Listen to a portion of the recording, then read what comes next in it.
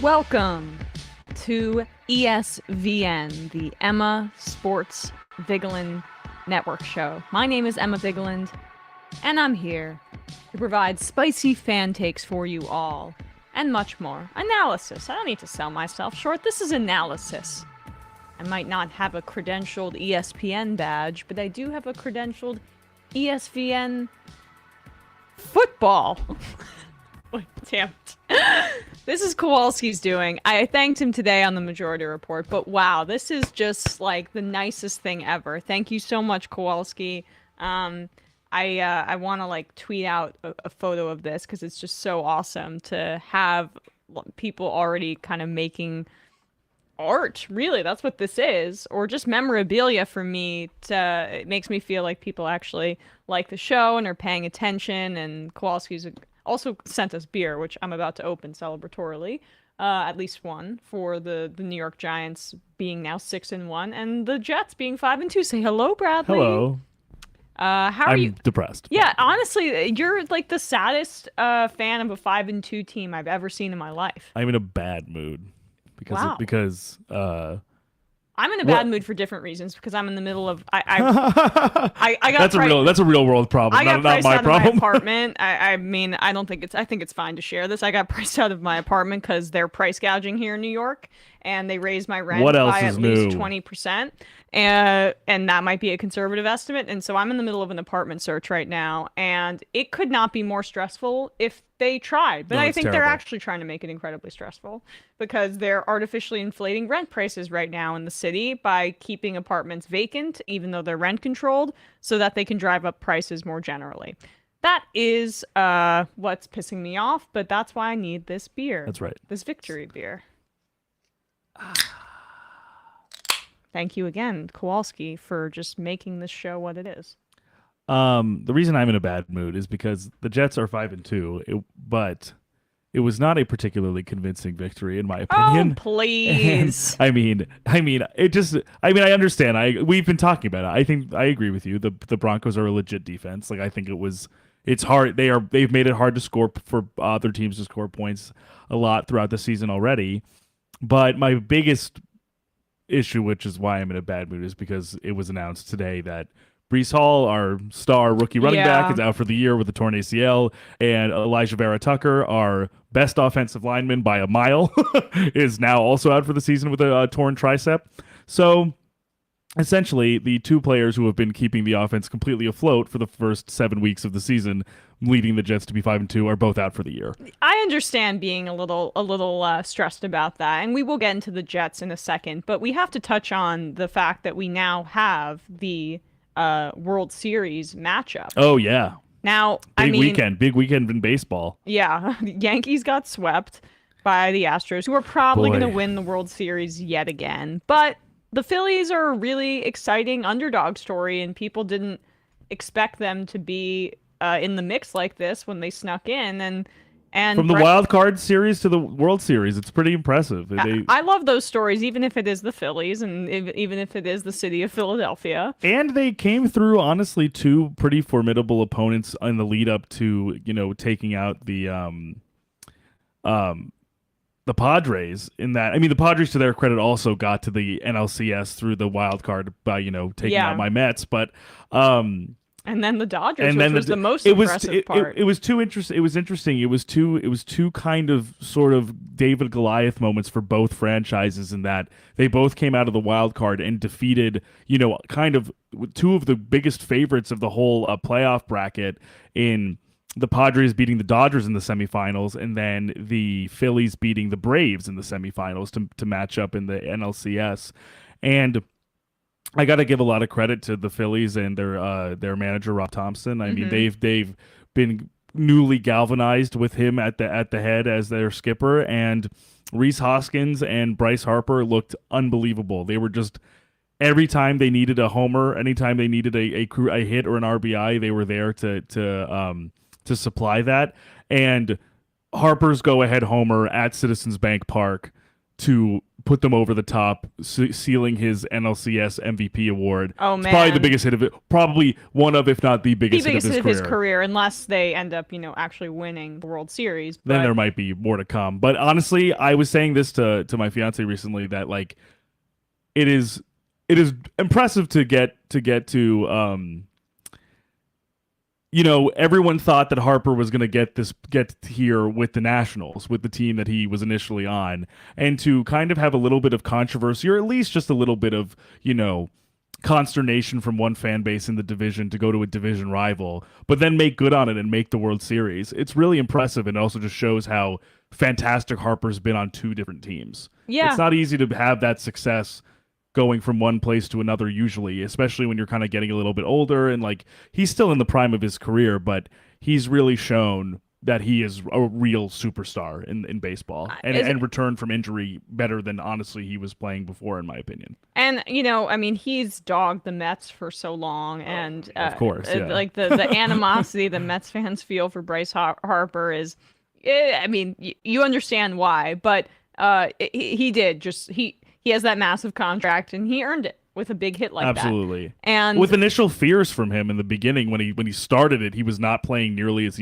well as he was in Washington, and then he got hurt. So I think people were concerned that the Phillies made a bad investment, and then he came back, had two pretty MVP caliber years, and now they're in the World Series. So it's a pretty impressive stretch for him. Yeah, and look, the Astros, they have incredible pitching depth, and so that's going to be a formidable force. But at the same time, the Phillies have been hitting seemingly really well from my kind of more cursory viewing. So their hitting could provide some headaches for the Astros.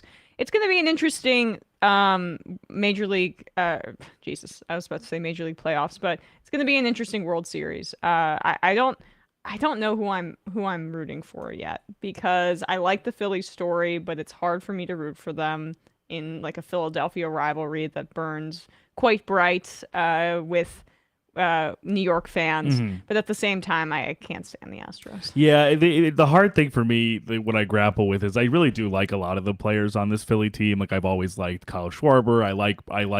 I think Harper's just great for the game because he's one of the few kind of personalities that I think kind of break through on a national stage, because the MLB kind of like actively doesn't actually try to have players like be actual stars like the NBA does. Hockey has this problem. Oh, as yeah. well. So as we were talking about last week, also, love Rhys Hoskins. Just love a big boy who can hit big taters, and Sir Anthony Dominguez, one of their relievers, is just a fantastic pitcher, and did, even despite when there was rain, when there was a little bit of a weather issue in Philly, I think he got a ball went past the catcher to get somebody from the Padres home, but he was able to rally back, and they were. It fortunately didn't matter enough to actually be a swing for the Padres to win. So I'm excited to be able to see a few of these guys keep playing, and unfortunately with the Astros, it's just not only are they just seemingly kind of getting to this Warriors level of inevitability. Mm-hmm. In their prowess in the playoffs, they also just have had the Yankees number for years. Yeah. the Yankees. It's almost Patriots level of inevitability, because then they also have the cheating. Absolutely. Element, which, totally. Like, I'll be real. I don't think the Patriots cheated. Well, what you mean with Deflategate? Well, I think Brady tried to cheat. Yeah, I don't think that the head coach has no awareness of the level of inflation of the football season. Whereas with the Astros, it seemed to be a little bit more organizational. Oh, they were banging on cans. Yeah, it was completely coordinated, right? And everyone knew seemingly, like, the players, the coaches, the front office. Even the filming that the Patriots did of the Jets practice, the Jets did it first. People forget. Yes, right. So it was more like, I'm going to even the playing field. So I thought that was always very overblown. With and the Astros, science stealing no. or like filming, I don't know. It just seems more like kind of like Oppo research. Oh my God! I'm not really as concerned about that as I am about like literally like devising a organization-wide scheme to cheat, basically, which is what the Astros did. And there are only a few holdovers now because so many guys have left that team since. But like Alex Bregman and Jose Altuve, who are kind of indignant and incapable of apologizing for their role in this, kind of sticks in my craw. But the only thing, as I've said before, that really would ever lead me to root for the Astros, besides Yordan Alvarez, who I just can't help but love. He's one of the best hitters in the game right now, and he's just been unstoppable in the playoffs. He's the reason why the Yankees lost last night, basically. Is Dusty Baker. I'm so desperate for him. You've been on that for since we started the show. Oh, absolutely. Or maybe I confuse our off-air conversations too. Oh yeah, no. I think I said it a little bit with Greg when he was on. I'm just so desperate for him to win one World Series because he's kind of like almost he's almost like an Andy Reid type or something, or a guy like that who's just hung around for so long, or like kind of like Buck Showalter also for the Mets. It's just, I would just love for one of those guys to win a World Series. Right. So that's really the only reason. But other than that, I'm kind of like, if the Phillies won, it would be fine. yeah, I know exactly. I mean, that it's kind of, I've resigned myself to it as well, even though, as I've mentioned before, baseball is by far my most distant of the sports that I care about in the Big Four. But let's turn to the NBA. Just get some headlines out of the way before we dive deep into football. Happy it's back. The Lakers are 0-3 and the Jazz are 3-0.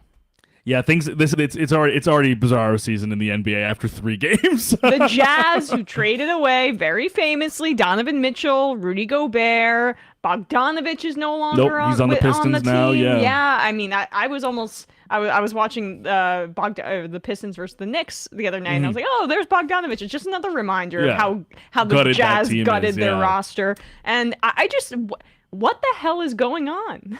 If the Lakers keep this up, I think the Pelicans still, and let me just check Tankathon really quickly. The Pelicans still hold, and the that's Laker the pick, case. right? The Laker pick from the Anthony Davis trade. So the Pelicans could once again, even if they have more success this season and Zion is able to stay healthy, they could once again be back in the draft lottery because of the damn Lakers. And wouldn't that be poetic? Yeah, and it's that gives chills down my spine, especially seeing how the Pelicans have started off the season. I mean, I know Zion got a little banged up. He fell on his back pretty hard in the last game, hoping that he's all right. But that team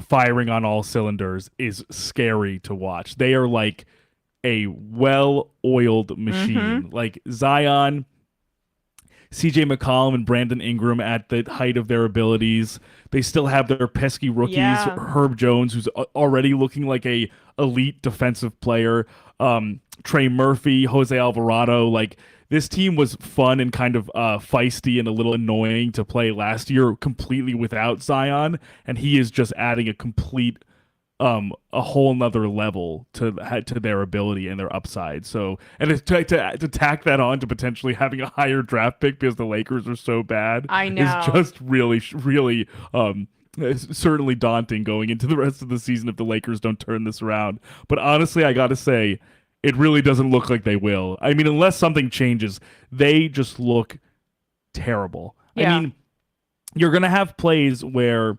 LeBron James does LeBron James stuff because he's still one of the best athletes in the world at 38 years old or 37 years old. And let alone like just the bank of incredible galaxy brain knowledge that one accumulates from playing that much basketball. Yeah, absolutely. Just like so instinctive. Highest IQ guy, one of the greatest athletes to ever live. You're going to have Anthony Davis like doing a few kind of fun things, especially when he actually does what he's supposed to do, which is be around the rim. You're going to get a few plays where Patrick Beverley locks down a guy on defense on the perimeter and it's kind of, being a pain in the ass to other players, but this team can't shoot. Yeah. This team cannot shoot. Well, this team literally cannot shoot. They outside of though LeBron, he's going to put up numbers, right? Right. Oh, always. Anthony Davis is going to put up numbers, but yeah, it's like really bad. And I know that Russell Westbrook, it's almost like piling on at a certain point. But it's inexcusable. It's hard. Yeah, I was just going to say you can't excuse what he did last night where I want to just pull up a stat for you, just to give you an idea of what happened when Russell Westbrook, in a one-possession game against the Blazers with the clock winding down, decided to, literally with half the shot clock left, decided to take a guarded mid-range jumper that doinked off the rim, and they lost the game to the Blazers. Kirk Goldsberry from ESPN, formerly of Grantland, a kind of a stat head guy, data viz guy, said Russell Westbrook has made 3 of 17 jump shots this season. 3 of 17. Also, he is the only player that has attempted a jump shot with under 30 seconds to go and 15 plus seconds left on the shot clock with their team up by 1 possession in the last 4 seasons. It's almost He's literally 1 of 1 making that low efficiency, low grade play in the last 4 years.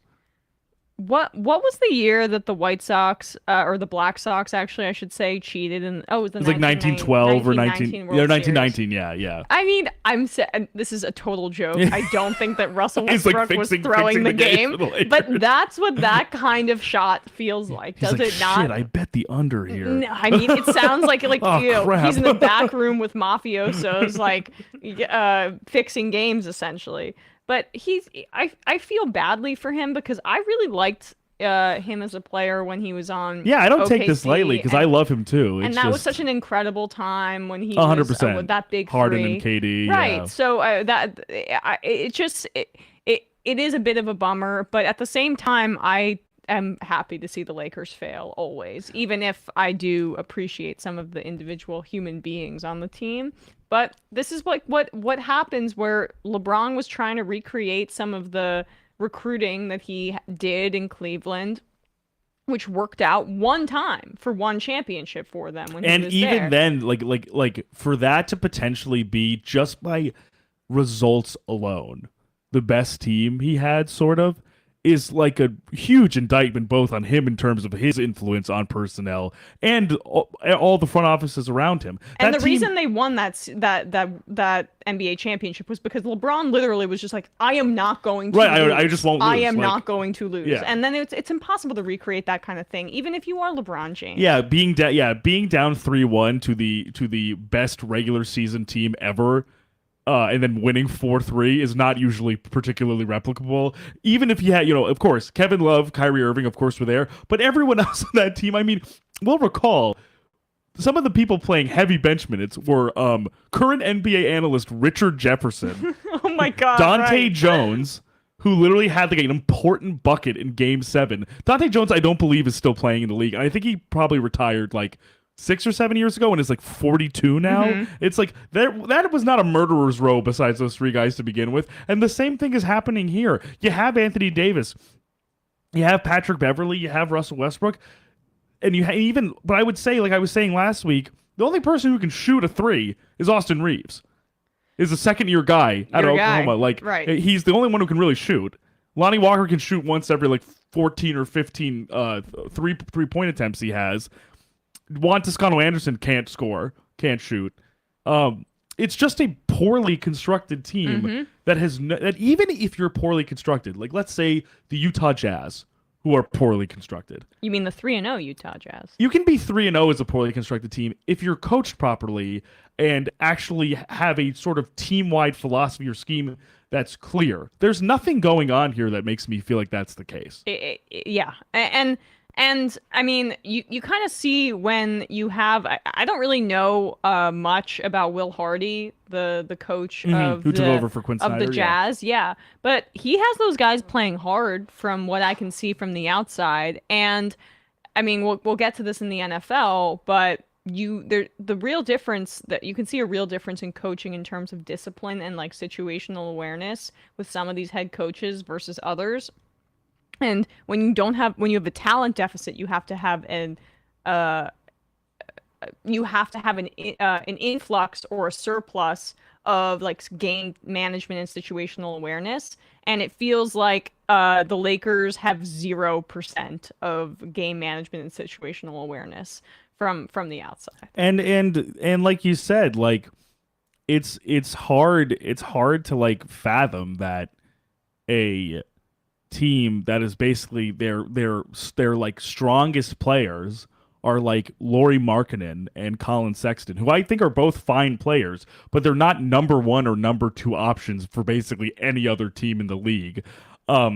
who have gone up against not only, the new home of Rudy Gobert in the Minnesota Timberwolves, a pretty good team with a lot of good players, the Denver Nuggets, and I don't remember who the other team that they beat was, but they are going against opponents that are frankly just on a pure talent on paper level, like star power level, just better than them, and they're winning these games. Who knows how long this will last? It's 3 games out of an 82 game season, but at any rate, you don't want to be the Los Angeles Lakers. You don't want to be LeBron James, Anthony Davis. You don't want to be new head coach Darvin Ham and look worse than the Utah Jazz, who literally, very transparently, just presided over a massive fire sale via all of the talent on that roster, except for essentially Mike Conley. Maybe they Freaky Friday'd. That's the thing. Yes, exactly. Right. They the two organizations. Yeah.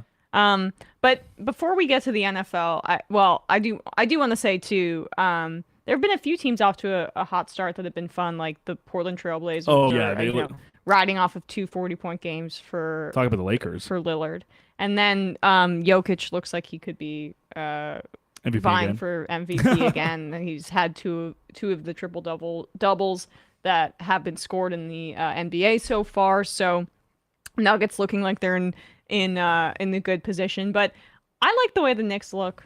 I like the way that Jalen Brunson is distributing the ball. Frankly, it's just a breath of fresh air for us Knicks fans who have not seen a true point guard on this team since the Ice Age. Years. And he's playing, I think, really just smart basketball. He's always, even from his college days, he's just player. been a very, very intelligent player. He's always known. Same with RJ, by the way. Oh, absolutely. By the way, who both come from blue chip blood and schools, basketball families. But I think it's elevating the whole team in the sense that absolutely. RJ, this last game of his stood out to me because look, the Pistons are a mess, and the Knicks were able to kind of rack up a multiple, double digit leads but that's over what the Pistons and then they play the kids a lot, right? Yeah. And then, but like you see the flashes of Obi Toppin can be like a gazelle and just get to one side of the floor so quickly. He's such an athlete, right? I mean, I wish that he was playing more minutes so he could become this amazing basketball talent, which I still think he has. I have a lot of hope for him just based on his raw athletic ability. But I agree. I do think that just like the discipline and smarts of both RJ Barrett and Jalen Brunson are literally elevating this entire team right now. Because Randall can make some really dumb decisions. He always. But yeah. It's kind of what makes him not capable of being a number one option is he just like he does a few things every game where you're like, you could have made a higher efficiency play there, either from a scoring perspective or a playmaking perspective, right? And you just didn't do it. But at the same time, I do think that when you have unselfish and smart play, and again, this is really early in the season, but at least so far from particularly RJ Barrett and Jalen Brunson, and they need to change a guard, right? Like I don't want Fournier starting at the second guard position anymore. No. I understand. I wish Fournier was traded along with Kemba Walker. I know Grimes has a lingering foot injury, and he could be in that spot. But I would put Quickly there. 100%. Who looks very good and has such like high intensity in the way that he plays basketball. Yeah. So overall, I'm pleasantly surprised by how I think the Knicks look like an above average NBA team. No, totally. And what I will say too, to your point is about Brunson is, for example, in the first game of the season against the Grizzlies, they did not look super hot out of the gate against the Grizzlies in the first half, but they came roaring back in the second half to tie that game up. They ultimately lost, but the Grizzlies are a really, really good team. The Grizzlies. Ja Morant is looking like a star. I mean, they got blown out by the Mavs, but the Mavs are also a really good team. For them to be that competitive in that game and almost win that game was really impressive to me, but particularly what Brunson was doing.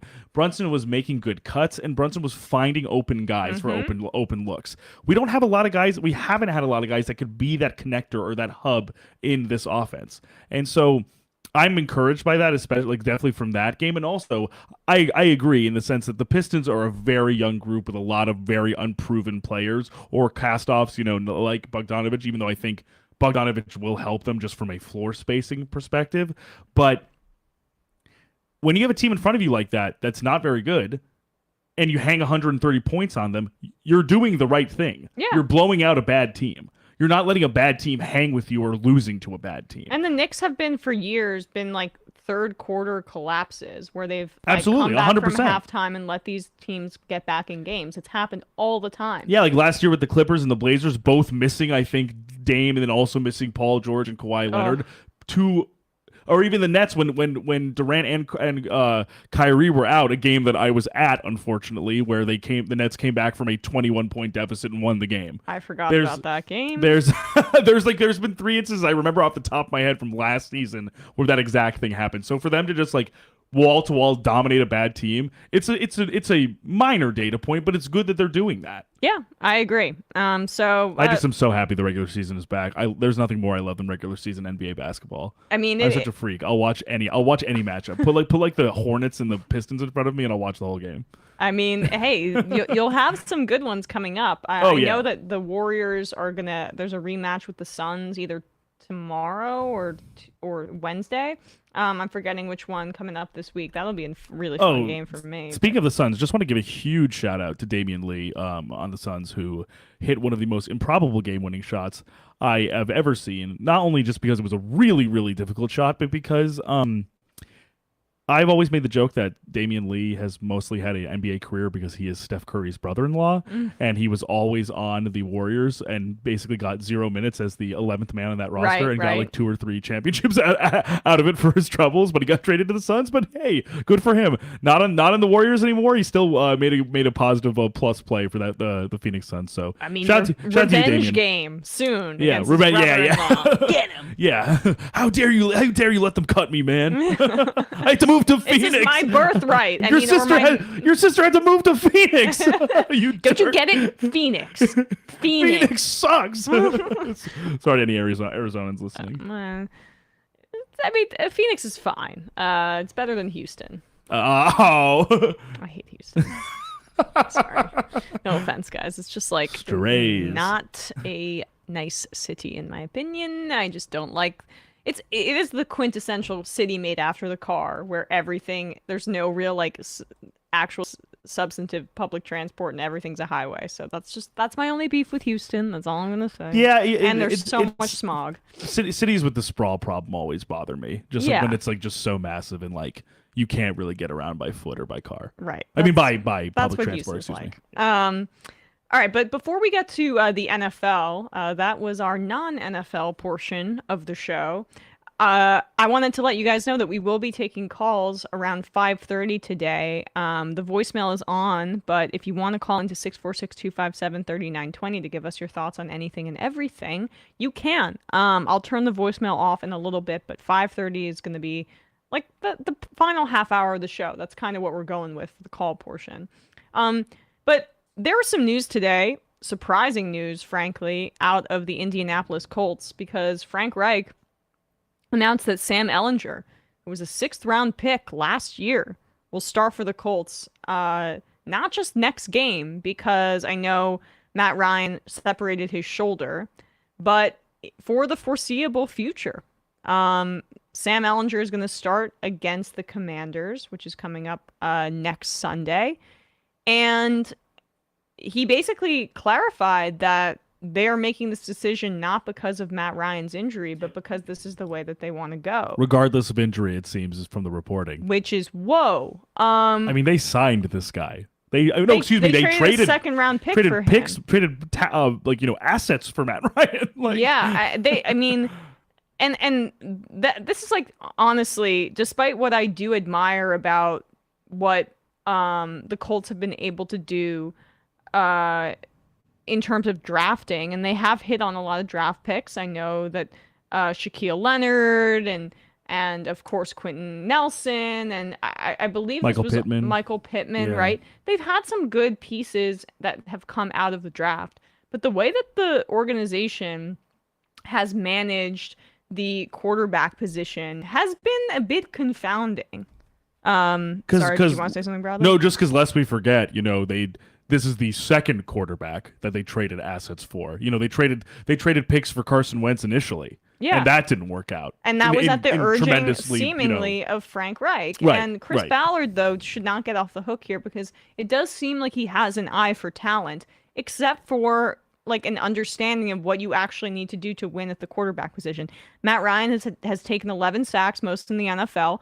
Part of that's not his fault, right? The offensive line is not what it used to be. But at the same time, part of it is. And his inability to really make anything happen with his legs. He still has like a lot of pocket awareness, but he has no athleticism or zip to actually get out of these situations. He has the most interceptions in the NFL as of now, and the most fumbles in the NFL. Not the most fumbles lost, but the most fumbles in the NFL. So just at any rate, even if they're recovering them, the ball is not secure. Yeah. Like they are not having like solid, like sound plays. And I've always, in my opinion, thought that Matt Ryan was a bit overrated because he's statistically a very good quarterback. But since he never really, even in his heyday, had a good arm, he had an average to a little bit below average, in my opinion, starting quarterback NFL arm. He had everything else, you know, his smarts and his leadership, that was all up there. But he never had that much zip on his passes. And so he struggled in the non-Kyle Shanahan years, by my recollection, in the red zone. And it's gotten much worse as he's gotten older and his arm has gotten weaker. And yet the Colts are still 3-3-1, and they're still making this change. So that goes to show that they really don't have faith in Matt Ryan's ability to lead the team down the field. They're going to go with, or it's the kind of situation where they see something in Ellinger and they want to know what they have. But the fact that they're making this shift when it's not like a tank season, this isn't what the Carolina Panthers are doing, although we'll get to them in a little bit. They're making this choice when they are literally at exactly 500, 3-3-1, and the division is completely wide open. Although now they've lost 2 in a row to the Titans, so they would have that tiebreak regardless. But still, you're a competitive team right now. It just is a very shocking development, in my opinion. Oh, I mean, it's not as if it's not as if this is like, this isn't we're starting Jimmy Garoppolo now. We're starting we're starting Cam Newton now, for example, just like, a higher profile backup.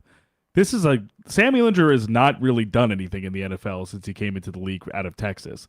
He is a basically completely unproven starter as a starter in the NFL. And I think this says a lot about where the Colts coaching staff see where their offense is at with Matt Ryan, to think that a guy who essentially is a blank slate in terms of his NFL resume would be a better option than what they're getting from Matt Ryan right now. And just how many times can the Colts do this? I mean, with Phillip Rivers, then with Carson Wentz, then with Matt Ryan. I mean, guys, like Andrew Luck retired. I feel like we need to just kind of get over it here. And that I understand that put the organization in a difficult position, but they have been unable to figure out the quarterback position. A long-term solution for that position. And it's not like they're not taking swings. If, say, they were missing on draft picks, you're like, okay, they no, don't. Right. Oh, my God, yeah. They're trading or trying to acquire. They've traded for a quarterback, a veteran, in the past 2 seasons. And then they signed Phillip Rivers in a move that, at the time, I was like, there's no shot. There's no shot this is going to work out. I mean, they ended up going to the playoffs with him, but it just is still bizarre team building in the modern NFL. Yeah. It was for one season for a guy who was going to retire.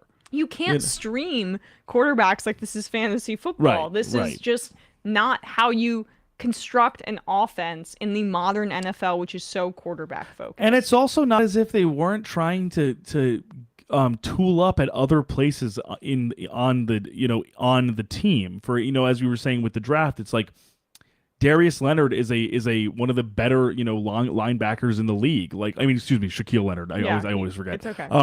Michael Pittman has showed a lot of promise coming out of USC for them. I mean, Alec Pierce to me looks like another star. Absolutely, Alec Pierce looks like a great addition and someone that they got in a higher round than I think some people maybe would have anticipated. I thought he was going in the second round. Oh yeah, and I think he went in the third or fourth. Yeah. And to say nothing of their trade for DeForest Buckner, Yes. They wanted a plus guy. They wanted a plus guy. They wanted a top tier guy on the defensive line, and they traded for him. Oh, and they traded a first-round pick to the 49ers for him, and then extended him. So it's not as if this you guys are trading a first-round pick for a defensive tackle, though? So the process doesn't necessarily but the point you're making is they have talent. Yeah. I guess what I'm saying is the process does not seem sound in that sense where you're trading that type of value for a lower value position, but you're tooling up in a way where it's not as if you're rebuilding.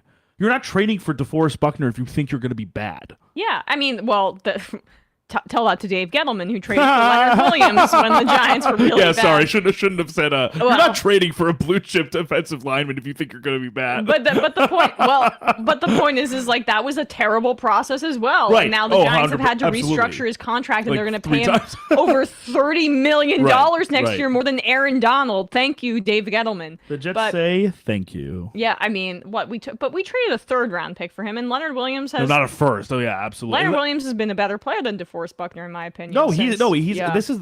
I completely agree. I know they maligned. I mean, a lot of people maligned the details there, but fortunately, Williams, when healthy, has been a very, very, very good player. Yeah, and Buckner's been good, but definitely not in terms of like the value and team building process.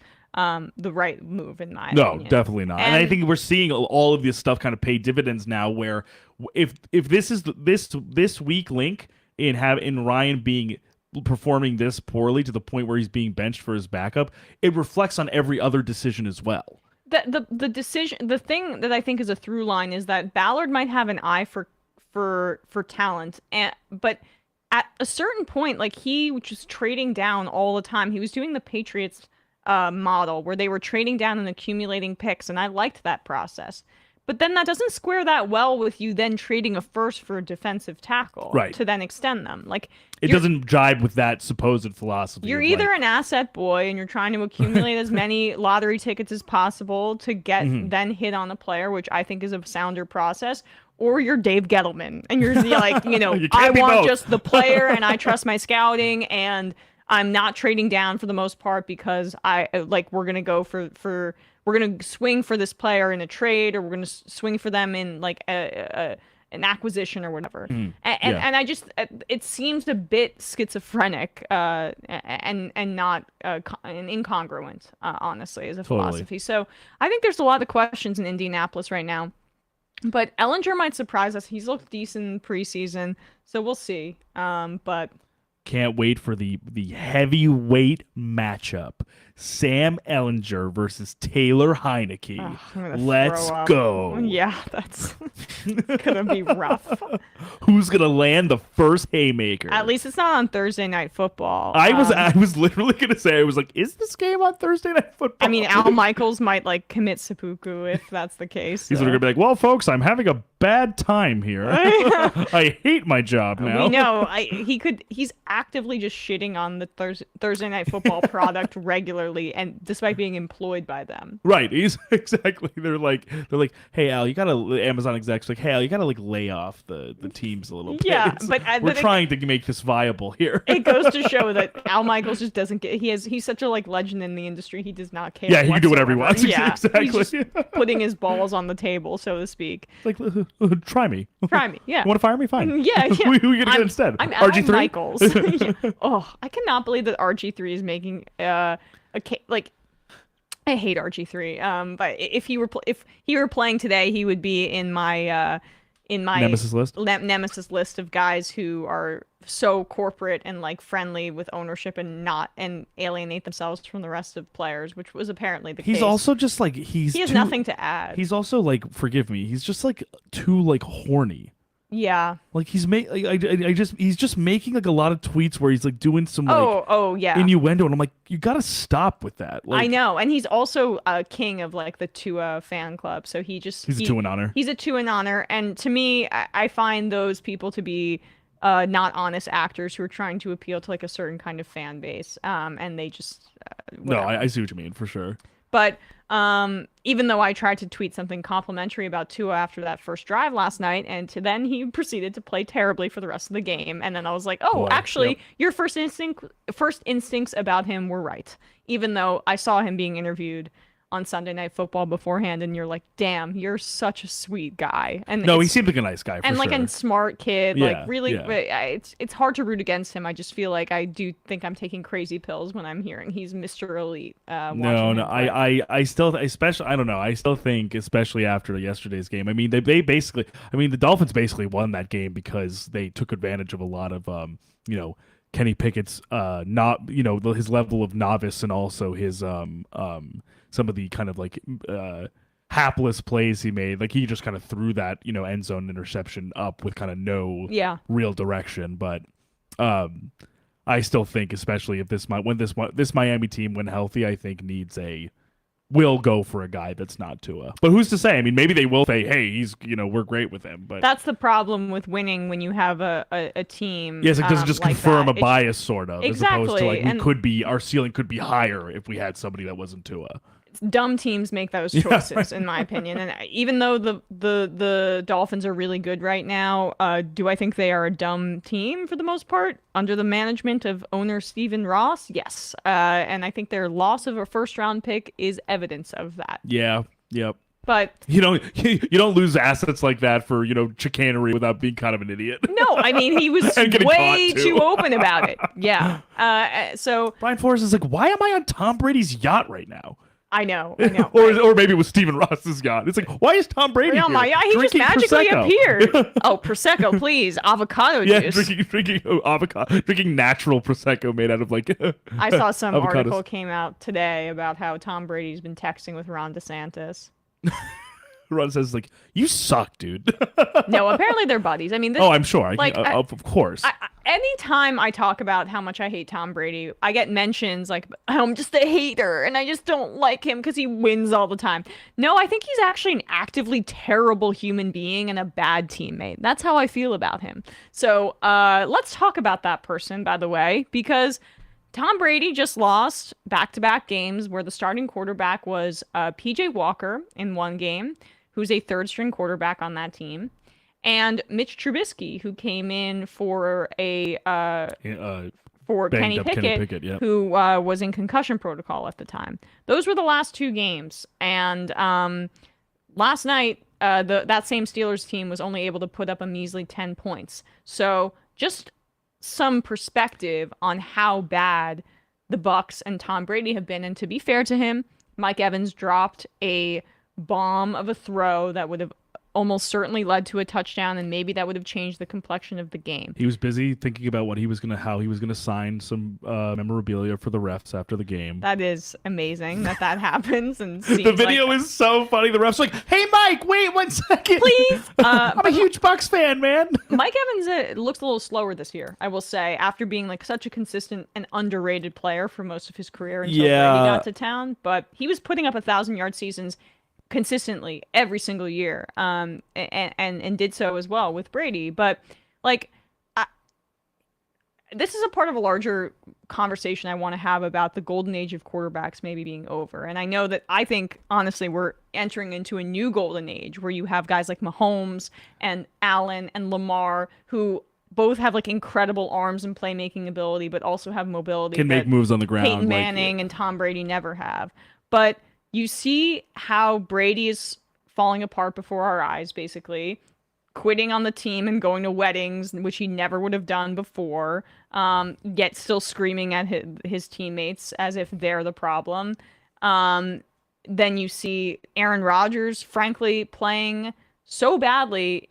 It's such a drop-off that I am shocked, honestly, because I've always been an Aaron Rodgers defender in terms of his play, but he's been playing so badly, he's become like a check down machine, which I never saw. Well, he doesn't trust his receivers, so I understand that. He really doesn't. But you also have to be able to kind of just make a play, dude, because there's no explosiveness on the Packers roster. They don't take any downfield shots, And that's what he does. Like that's what he's supposed to do. He's the gunslinger, right? But the most like, accurate gunslinger in the history of the game right, when you look at his touchdown interception ratio. Exactly. What happened to the guy that was fitting these bombs into tight windows and changing the complexion of the game? He has less help than Brady does. Let's be real here. No question. I think I would still take the Bucs over the Packers even through all of this. But at the same time, like, we can't let Rodgers get off the hook here. He's not playing well at all. No. What I'm finding interesting is that, I understand, like, a lot, people can become body language experts and become, armchair psychologists or whatever the case may be, saying, oh, like that week Brady yelled at his offensive lineman. He's looked like basically completely furious with everyone around him for the past 7 straight weeks, except for somebody. Yeah, not necessarily at himself. If you're listening on the podcast, I pointed to myself. Yeah, but that's the thing that bothers me most. Oh, absolutely. He has no accountability for himself. No, he's frustrated with everything else around him, but it hasn't stopped. It's not as if there's been an improvement or a change in that behavior or a change in that demeanor. And also there hasn't been a change in gameplay. They've not really been able to get anything going on through the air. Even yesterday, Leonard Fournette was struggling. He even wasn't able to be the release valve that sometimes he is for that offense. And even with the offensive line, some people are back. Like Donovan Smith was back on the left side. Brian Burns just ripped through him for a sack on Brady. I mean, Brian Burns went through Donovan Smith like he wasn't there. And the Panthers have a more talented defense than people realize because their offense has been so crappy. I mean, God, and even talent-wise, they're top 10 in the NFL, and it's like an almost worse situation than what the Broncos are in right now, where they also have a top 5. They have a top 5 defense, but their offense is so bad. Absolutely, you don't see it. It's almost like it neutralizes the value of the defense when the offense is so bad. You just need a competent offense. Right. But in these cases right now, with the Carolina and the Broncos, they're terrible. So and the sad thing for me too, when I talk about guys like Brian Burns and also who I'm about to mention is PJ Walker threw a bomb to DJ Moore, who made like an unbelievable catch in the end zone, and underrated player. And all I can think for those two guys, thinking about that sack on Brady and that catch for Moore, is, God, I wish these guys were like on the Bills. Yeah. Or the Chiefs, or the Chargers. Well, please go trade DJ Moore to the Chargers. They might be. Oh, well, we'll get into. I'm going to lose my mind talking about the Chargers receiving core again. They're so bad. They're so bad, and no one's talking about how bad they are. For me personally, too, I started Justin Herbert in my fantasy league over Joe Burrow, and so Burrow had 40 points sitting on my bench, and Herbert had like 11. I mean, you see the against difference the Seahawks defense. Yes, but they understand that team is not coached in a creative way, and they don't have the talented receiver to actually scare you. But it's like let's throw average of 4-yard passes or something like that for Justin Herbert, for a guy who maybe has like the best arm in the league. Yeah, I mean, one of the best arms, certainly top 5. So. But I think the golden age is kind of over, and with Peyton Manning being one of the first of that group to retire. Russell Wilson's kind of in the in-between generation, in between Brady and Manning. And yeah, where would you put Stafford? Stafford's kind of I think similar age, but people don't consider him to be in the pantheon of those others because of the way that the Lions were so bad for so long. Definitely not the pantheon. I guess I'm curious where I'd put him in terms of like the chronology. Like, is he more in like the Brady, Rivers, Manning, or is he more? Well, I guess he was drafted in 08 or 09 if I'm not mistaken, so that is a decent amount after those guys. Yeah, so he was drafted in the 2009 NFL draft, and Russell overall, Wilson was drafted in the 2012 draft. Okay, so I'd probably put them in the same group. They're probably in the same Brady middle, Manning, yeah. Right? But now you just have it's so clear who the best quarterbacks in the league are, and it's not Aaron Rodgers and it's not Tom Brady right now. It is clearly Mahomes and Allen, and I think Lamar's dropped off recently, but I would put him up there. He's in the top 5 for me. I mean, the top 5 is clear to me, at least. Allen, Mahomes, Lamar. I would even put Herbert there, even though he's struggling, and Burrow. Yep. I think that's fair, and also what I will say is I think this is a testament potentially. Look, although Jalen Hurts is playing really well statistically. Oh yeah, he is, but yeah. I think we have to probably see a little bit more just in terms more. of like a full season of this type of play. I think we could then have the conversation. I just also think it's a testament because his improvement has not been seismic or meteoric like Mahomes and Allen's was. Whereas he's actually improved kind of season by season. Yes. Whereas Allen went from a pretty bad quarterback his rookie year, second year, to being literally maybe potentially the best quarterback and the best athlete in the league somehow. It's kind of like Giannis-like for Allen to go from kind of like, oh, like what do we do with this guy's tools? Now it's like, oh, he's unstoppable. But to your point, like, the interesting thing with Rodgers and Brady is I think based on what we saw last year, based on Rodgers' second MVP in a row from last year, based on Tom Brady leading the league in a lot of passing stats last year, I think we had reason to not expect, regardless of roster construction, such a massive drop-off in quality of play. But that's what happens, But right? I think what we're seeing is, which is something we still haven't seen with LeBron yet, but did see so many times with other athletes, with Dwayne Wade, with Carmelo Anthony, is just at some point the slippery slope of getting to a certain point, and Rodgers being 39 or turning 39, Brady being 45 years old, at some point the age just catches up with you, and you just do not have the same tools you used to have. I just didn't think. I thought Rodgers still had, maybe 3 more top 10 seasons in his career, 2 at least. But I'm thinking he's going to retire after this year. I mean, he wants to just like smoke peyote and do psychedelics and, not get vaccinated. He wants to go on hang podcasts. out with his witch girlfriend. Yeah, right. Oh gosh, I wish he was still his Shailene Woodley relationship was like much more tethered to reality than whatever this wellness pilling is happening. It's an absolute classic trajectory for Aaron Rodgers and his paramours, from Olivia Munn to Danica Patrick to Shailene Woodley, now to just a full-on, just like TikTok witch. And now like he's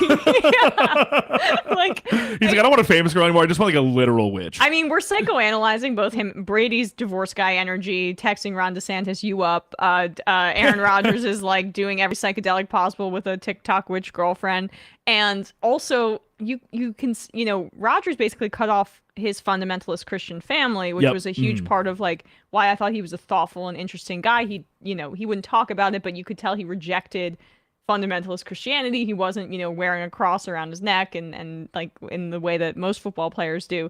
But you see sometimes when you're raised in that kind of environment, you still have like proclivities towards that kind of magical thinking, and that's what the road that he has gone down. I've seen this with like other people who maybe grew up in a really conservative religious background. They'll be more drawn to things that seem cultish to me, and I feel even if they rejected the past cultishness of fundamentalist Christianity. And I know it's like hard to like conflate the two, like, the personal and the professional, in terms of like it's hard to know what has an effect on anybody necessarily, but it is very funny. I will say I can't help but laugh at all the memes that are like Tom Brady who's sacrificed his family life to lose 2 games in a row to Mitch Trubisky and PJ Walker. Yeah, it's just hard to fathom. It's like 2 guys who are not only just high profile athletes but also kind of celebrities in their own right, like both experiencing a pretty precipitous downfall on the field at the same time.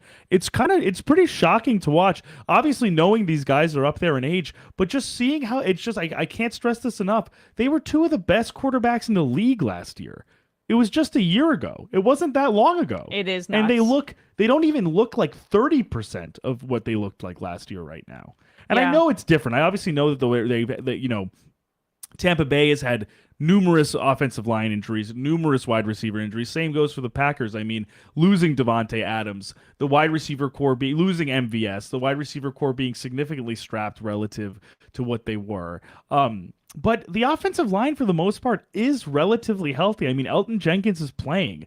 David Bakhtiari's playing. It's not as if the line is that broken. I mean, and we're just not seeing. And I understand, like you were saying, the pairing. Clearly, the chemistry with Romeo Doubs, Christian Watson is not fully there. But Alan Lazard and Randall Cobb are still there, 2 of his most reliable targets, and they're still not doing anything for him. Yeah. It's just hard to know where to point the finger, but it's clear that it's not just It's not just all of the things that not- I've been saying about the damn Packers organization for so Right. much. Like, it's caught not up to just the Rodgers. roster construction. Yes. It isn't only that. Yeah. It's not just that. And I'll say, I think I said fundamentalist Christian. I don't know if it was fundamentalist. It was just conservative Christian. So I just want to be clear about that. Yeah, but I know what you mean. either way, I do think that informs, just to armchair psychoanalyze him from afar, a lot of like the more problematic and troublesome elements of his public personality over the past few years. 100%. So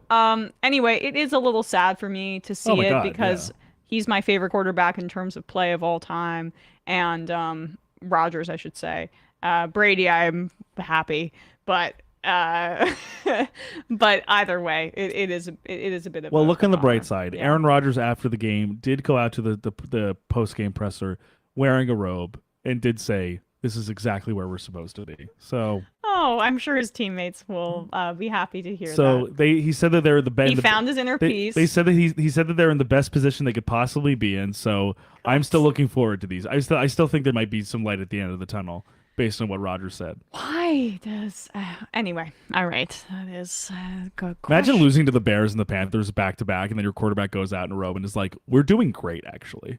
Wait, Bears and what do you mean? Oh, sorry, not Bears. Oh my God, Trubisky. Steelers and Panthers. Excuse me. And then you go. He just goes out and is like, wait, Brady came out in the No, room? Rodgers did. They didn't. You're mixing them up. They didn't. They just lost to the Commanders. Wait, why were we talking about PJ Walker then? Oh, we were talking about. Oh, I'm sorry. I'm sorry. The Panthers played the Bucs. Correct. Yes. Okay. Yes. So, we got a little confused. Oh, sorry. Not the Steelers and the Panthers. The Packers played the Commanders, and who was the other? They lost. Oh, and they lost to the Panthers. No. The Packers lost to the Jets. That's 2 weeks ago, right? Yes. Oh my God. And then they lost to the Jets and the Commanders, and then the Bucs just lost to the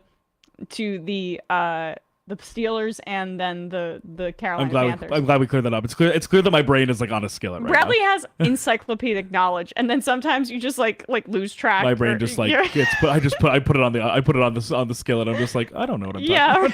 It's amazing. But anyway, so that's that.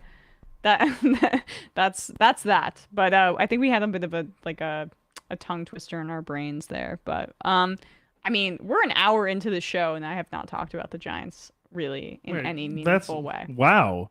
Yeah, we should. Yeah, let's talk about the Giants. Let's play that video of Brian Daboll, who came out after the Giants' 23-17 victory over the Jacksonville Jaguars, smoking a big fat cigar, being like, I mean, I don't even know how to describe his aesthetic, but he's almost like a tough guy mafioso type, except that he has the smarts and the offensive and game management understanding of like one of the young Shanahanites or those McVay types, and just like a lot less talent. This was Brian Daboll coming out of the Jaguar Stadium to speak to fans after the game, and I was very amused by everything about this clip.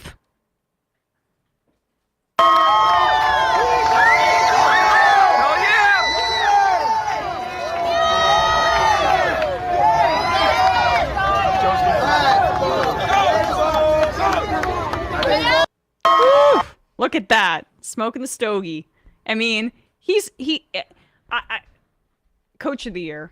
I think that, there's still a long ways to go, and it's hard to argue against Nick Sirianni as well, because the Philadelphia Eagles are undefeated and they're probably not going to lose many games this year, so maybe he wins it. But the Giants are 6-1 for the first time since 2008. It's been 100 years since a first-time head coach has had this kind of record for the New York Giants. And yesterday we saw two 100-yard rushers in a game for the first time in years. One of them, Saquon Barkley, the other Daniel Jones, who continues to improve every single week, and now we're getting in the conversation about him getting franchise tag next year, which I would say is more likely than not that he will play another year for the Giants. And the thing about what Daniel Jones is doing is it's inarguable.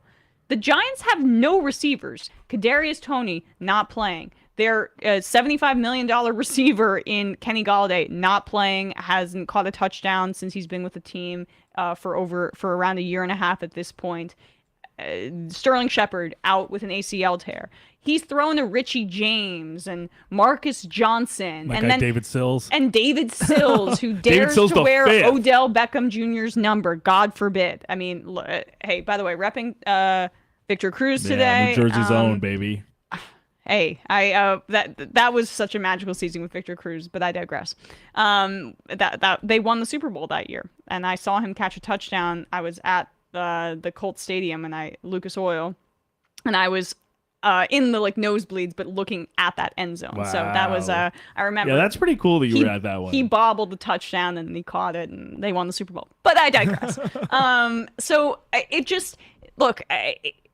The Giants are 6-1. It's incredibly exciting. They survived a situation at the end of that game that they shouldn't have been in, but Saquon Barkley kind of slid awkwardly and he tried to stay in bounds, but his foot went out of bounds. I still think it was a bit of an iffy call either way. And then Jacksonville's driving down the field, a minute left, no timeouts. There were a litany of ridiculous penalties called on the Giants, defensive penalties, including a roughing the passer call against Leonard Williams, which made no sense, but they ended up stopping Christian Kirk at the 1 yard line.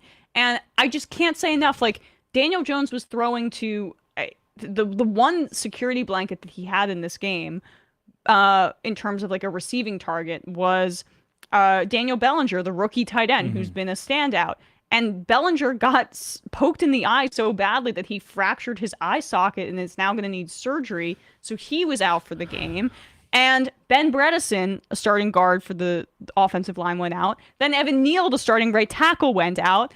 And Daniel Jones still hung in there and made serious throws and was getting fired up, getting mad at his receivers, which you never see from the robot who looks like he should be working at Goldman Sachs out of Duke, right? He seems like total Wall Street bro, but he's got the athleticism and the respect of his teammates because he just quietly goes about his business. And when he gets mad, it's oh, he's actually taking command of the team now, and he's not constantly worried about making a mistake, which is one of the brilliant changes that you've seen from Brian Daboll. He made serious throws, but also he was doing a lot of great work going through his reads. And as you were saying, given the level of talent that they were working with on a healthy Giants roster, there was still a level of depletion of talent on this roster. The Giants were down to some of their second or third string tackles and guards and second or third string receivers. So Daniel Jones, when he wasn't making very quick decisions to get throws out, took off with his feet and was getting chunk yardage from rushing. So he was not only making quick decisions, he was making quick decisions both using his feet and using his hands to throw. I mean, it was really impressive to see him process those things quickly enough to make those plays when he needed to make those plays with a very, very banged up roster. And I just want to give a huge shout out to some of the guys on this defense. I mean, Fabian Moreau. Off the street, basically. Not really, but I mean, a guy who was not in high demand, making really, really big plays. Julian Love, for another week, looking like a really, really strong asset there at in the secondary. And also, I feel like some great moments from Darnay Holmes. I thought he played really well as well. I mean, a lot of these guys are playing just higher. They are punching above their station. And Landon Collins came back, was also signed. And he was pivotal to that. He was pivotal for stuffing Kirk at the 1 yard line as well. Played a lot of snaps. Yeah, good to see him back. I mean, one of the rare good moves of Dave Gettleman's tenure was not extending him, even though maybe you should have gotten an asset for him. But regardless, he was mad at the Giants, he thought that we should have given him a contract extension. He ended up going to Washington, and there was some bad blood, but it seemed like that all washed away. And he's back with the Giants, and I'm happy to see him back. He was another Alabama safety that the Giants took in the second round, like McKinney, who is just the leader of that defense. And Kayvon Thibodeau, I don't think he's ever going to be Trevon Walker or Aiden Hutchinson for that matter. I think those guys, in terms of the pass rushers taken, are a level above. but he's a good player, and he's a heads-up smart player, and he was getting held all over the place Yeah. on that field.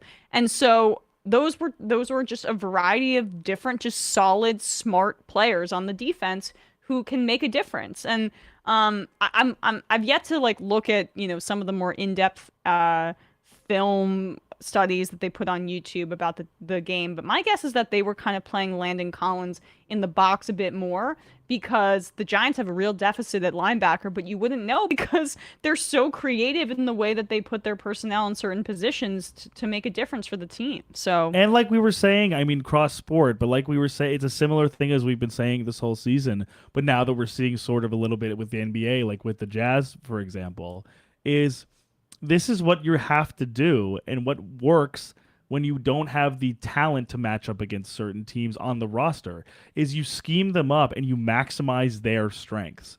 And that's exactly what Daboll has been doing week in and week out, is just taking the personnel he has, not being like, oh, I need to just do what I did when I had Josh Allen and Stephon Diggs. He says, oh, I'm doing what I'm doing. And I think a few people on the broadcast said this as well, that this isn't Alabama's offense. This isn't the Patriots' offense. They this isn't couldn't the Bills' run the offense. ball in Buffalo, Right. and now they run the ball everywhere for Exactly. the Giants, and that's because he understands his personnel, and the Giants' O-line is such a much better skill. at run blocking. I mean, It's such like, a strength of his, honestly. I know that people are going to be like, and I get this in my mentions too, where people are like, they're lucky. We're 6-1 team ever.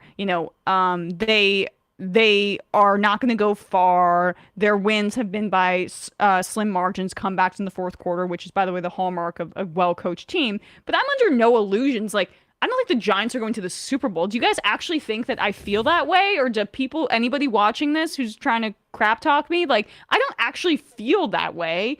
I just am encouraged about the culture that's being set for them. They're not going to win the Super Bowl this year, but they are much more likely to make the playoffs right now than not. And that's incredibly exciting given the state of the roster. Absolutely, 100%. Also, like, there are teams with a lot better personnel right now who are not 6-1.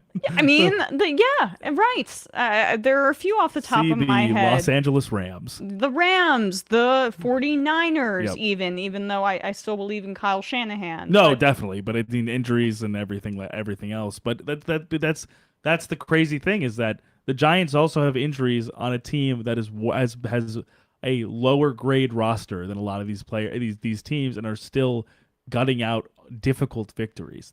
Yes, they're not blowing teams out, but they're playing hard to win. They could have lost this game, and I wouldn't have necessarily batted an eyelash because it was close. And like sometimes if you don't, and the Jaguars have talent, but Right. that's the difference. The Jaguars, the team they just played. How many of those guys would you take over Giants players? Would you take Trevon Walker over Kayvon Thibodeau? Yes. Would you take Josh Christian Allen Kirk. over Azeez Ojulari, who wasn't playing, or like Quincy Roche or whoever's rushing the passer? Yes. Would you take Christian Kirk, the whole receiving core? Yeah. Would you take over them? Maybe not tight end because Evan Ingram. I mean, right. But even they've been using him smartly. It's just, I agree in terms of, like, most people would take Trevor Lawrence over Daniel Jones. I think that's the biggest one. I mean, Absolutely. I think that I also think that there is some like decent. They've got the Campbell kid out of Georgia in their secondary, right? Oh, Tyson Campbell. Yep. Mhm. So there are a lot of decent pieces, and the Giants are winning more because in the NFL, coaching matters, I think, more than any other sport. I mean, part of maybe why I'm lower on Tom Brady being the GOAT than everybody in the group thinks is because I think that Bill Belichick has made such a difference that you can't even calculate the kind of difference that he has made on the way that the team's fortunes were during that time period. And you just see, going from Joe Judge to Brian Daboll, it's a huge difference. It's a huge difference because it's all about scheme and situational awareness, and a very, very small sliver of guys actually have that. So And it's not as if the team was a whole lot better or a whole lot worse when Joe Judge was coach. Yes, Saquon's back. very sure. similar roster. And yes, if there have maybe been a few upgrades on the offensive line, or so to speak, but besides that, they're not that dissimilar teams. And Joe Judge got so much less out of everyone on that team, and specifically so much less out of Daniel Jones. Mm-hmm. Daniel Jones has never looked like this on a football in a Giants uniform on the field since he's been in the league. He was essentially tasked with running QB sneaks at the 1 yard line into 6 offensive linemen. Like, there was no ingenuity, there was no creativity, there was no focus on what he actually does well. Right. And now they're doing that, and look what happens. Yeah, I mean, Daniel Jones could have been like, this regime could have moved on from him in a different set of circumstances, and you just never know what different players could be if they were coached and developed correctly. I mean, Mitch Trubisky doesn't look great, but the offense in Pittsburgh reminds me a bit of, frankly, that shitty Chicago Bears offense under Matt Nagy, where everything is like 3-yard pass, rush, and then we're going 3 and out. There's no explosive plays or ability to set their quarterback up to succeed. Like, Mitch Trubisky could have been an entirely different player if he didn't have such a terrible coach. And Daniel Jones almost has gone down that road, essentially. But they had a coaching change, and everything, like, his fortunes look much better right now. And I think his player comp is Ryan Tannehill. But I even like the system that the Giants are running much more than any system that Ryan Tannehill has run in Tennessee. So we'll see, but I'm very excited, obviously. I'm excited to watch. I was like I mean, I know this sounds corny, but I was on the verge of tears last night, like watching Daniel Jones like give his pregame speech and seeing how the team's rallying behind kind of a shy guy, and you also see how Brian Daboll and the rest of the team, they were really unhappy with how the final seconds of that game went. And that's like a case for just how good the whole system is that they're not happy when they're undisciplined, and they almost let the Jaguars back into that game at the end. So anyway. But I think, just to your point, before we can move on, the idea of the Tannehill comp, I think, makes a lot of sense, not just between the two quarterbacks, but a system that was actually pretty sustainable for a good team was a quick thinking, quick decision-making quarterback who maybe wouldn't like blow your mind with his arm strength or with his dynamism or creativity, but can run, make quick decisions, and put his players in good positions to succeed with a bell cow back, essentially. Mm-hmm. And I think, obviously, a healthy Saquon and healthy DJ could mirror that. Could potentially very similar. I saw Chris Long dynamic. Made that point. I mean, I've been comparing Daniel Jones to Ryan Tannehill since DJ got drafted, but even though I hated the pick at the time. But and I wanted Dwayne Haskins, which, like, rest in peace. But he was not a very good quarterback during his time. Right, in terms of that was something I got upside, wrong. Yeah, like I'll brag forever about getting Josh Allen right, but I'll totally like skirt over me getting Dwayne Haskins wrong. But I think that comp is like, it's very similar in terms of the way they play the game and the tools that they both have. Even though I think Daniel Jones is an even better runner than Ryan Tannehill, but They both were really well coached, scrappy, take what the defense gives them, and also were victims of terrible systems early in their career. But and then Saquon, of course, is like, I think, as talented as Derrick Henry, so if not more dynamic. And returning from injury to look the way he's looked, to still look so explosive, so athletic. It's been awesome to watch, and I just hope he can make it through the whole season. Yeah, it's just the hardest position to do so. But I know. But I think one of, if not the hardest, to stay healthy. But I think all of this is just very encouraging if you're a Giants fan. In the offseason, I want to do like a whole segment on ideas for how the new CBA can incorporate higher pay floors for running backs, basically tied to snap count or something like that. I think it's a very good point, because this is so unfair. It's a genuinely hard conversation, because the way the league is going schematically and structurally, in terms of plays, in terms of how teams play, it correlates directly with the devaluing of running backs. It's happening with receivers now too, and we're seeing it in real time. Like the days of a number one guy like Randy Moss changing Jerry Rice, just being they run a go route, they run a slant route, they run a post, and that's the offense. That's so different. You have guys that are versatile, and you're gonna plug this guy in for to get out in space, and somebody who's gonna take a 50-50 ball, and it's just very different. So the more that you can have different guys that fill different roles, and it's more of just like a wide receiver by committee plus running back by committee, these skill position guys are going to get devalued financially, and that's not Totally. I'm quite concerned about it from a players' rights perspective, because we're seeing all this money coming in from gambling, new TV deals, new streaming deals with Prime and whatever. That's got to trickle down not just to the guys like Russell Wilson, who won a negotiated $250 million contract going in the door. That needs to go down to the middle and lower classes of the NFL, and the skill position players that are getting churned through but like provide a lot of eyeballs because of their fantasy prowess. Like, people tune in for those guys. They need to be getting that share of the pie as well. So we need MAGA trickle down to the middle class of the NFL. I mean, for the player's sake, I hope it's not branded as such, Bradley Biden, but yeah. D. Smith for the players union is like, it's MAGA trickle down. You're like, all right, guy, well, you're impeachment. Yeah, now. we're impeaching him now. Sorry, you're done. Should we talk about the Bengals and the Chiefs? I know. Well, no, we should talk about the Jets really quickly. Speaking of running backs. Oh, I have nothing to say. I'm what? depressed. What do you mean? They won. Yeah, they won, but it was a Pyrrhic victory. I understand feeling that way. Losing Elijah Vera Tucker and Breece Hall would be upsetting, but you still have Sauce Gardner. Yeah, no, I know. You still have that defense. It's just the issue that my concern is like, they won the game, and it was mostly not. It wasn't really for any. Zach Wilson didn't really contribute to them winning that game, to be honest, before Hall got injured. And a lot of the reason that they won is that they were able just to get enough field goal position for Greg Zuerlein to kick 2 or 3 field goals. Of course, I'm encouraged that they were able to win an ugly and difficult game, because that's like, this is a game that certainly other Jets teams could have just fell down and lay down and lost as a result.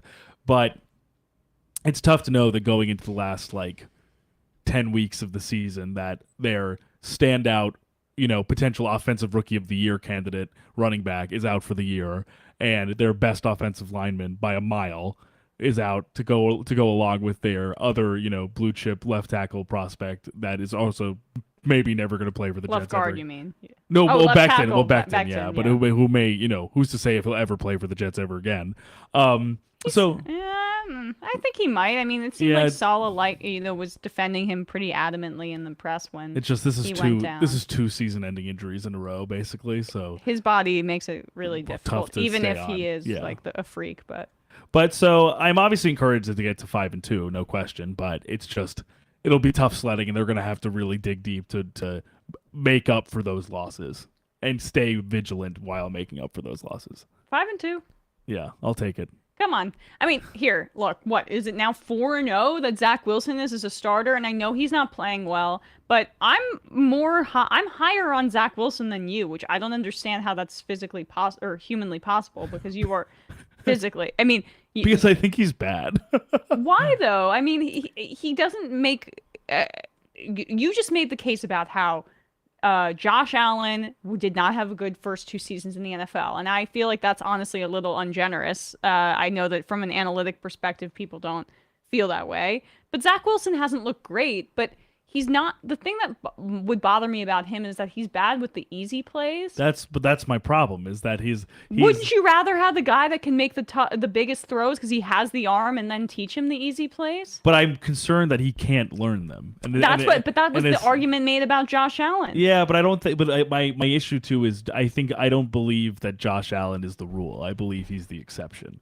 I know, but I would be just so tantalized by Wilson's arm talent and the fact that the team seems to believe in him. No, I get that. It's more just for me, there have to be less plays where he intentionally scrambles out of the pocket. There have to be less plays where I'm seeing him going through his reads and he's actively missing open receivers. And I mean, and not even with his throws, I'm saying he's missing people who are open. He's not seeing them being open. I understand. And my concern is more that there are certain things where he's still taking 8 to 10 step dropbacks when he doesn't have to. He's scrambling to his left with a clean pocket. he's missing guys over the middle and only looking towards the sidelines. Like there are things where I think are legitimate places where he just simply has to improve. Like they will not be able to succeed with him behind center if he doesn't improve in those areas. But I do agree with you. You're right. He is quite young still. This is his second, basically second full season, and there's still a lot of room for improvement. But I just think because of where they are and this kind of being the guy for both Joe Douglas and Robert Saleh in terms of we took this guy number 2 for him to be our franchise quarterback. If they swing and miss on this, it's kind of an indictment on their whole regime. Man, all right. Well, spoken like how is it an indictment of their whole regime? They just had this incredible draft class. No, I think I think the reason I say that is because Jermaine Johnson. This draft class clearly has been a huge victory for them. But I am saying Garrett Wilson. This is one out of the 2020 draft. When you look back on it, essentially is an unmitigated disaster, and Wilson is kind of the notable. Who was their second round pick again? It was Mackay in the first round. Denzel Mims. Oh, Denzel. He doesn't play and is genuinely bad and hates being on the Jets. Yeah. And so does and the other one for the 2021 draft it was Zach Wilson and Elijah Moore, who also hates being on the Jets and wants to be traded.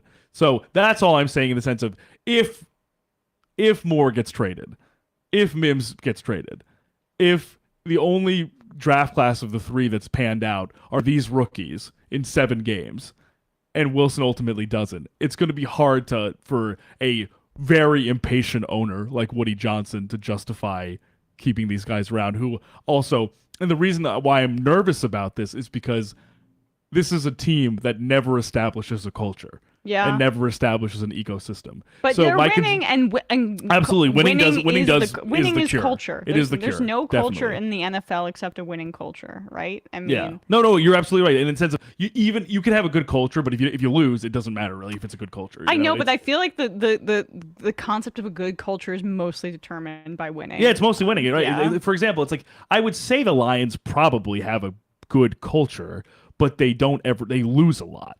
So it's harder to Don't get me started about the Lions had that game. Oh gosh, I know. The Lions had that game. You would have been 3-0. I know, but I went 2-1. No, 2-1 was good. Although you went 3-0, and now I'm 2 games behind you, which sucks. I took some big swings there. You did, and the then Thursday night game off. and my own team. Yeah.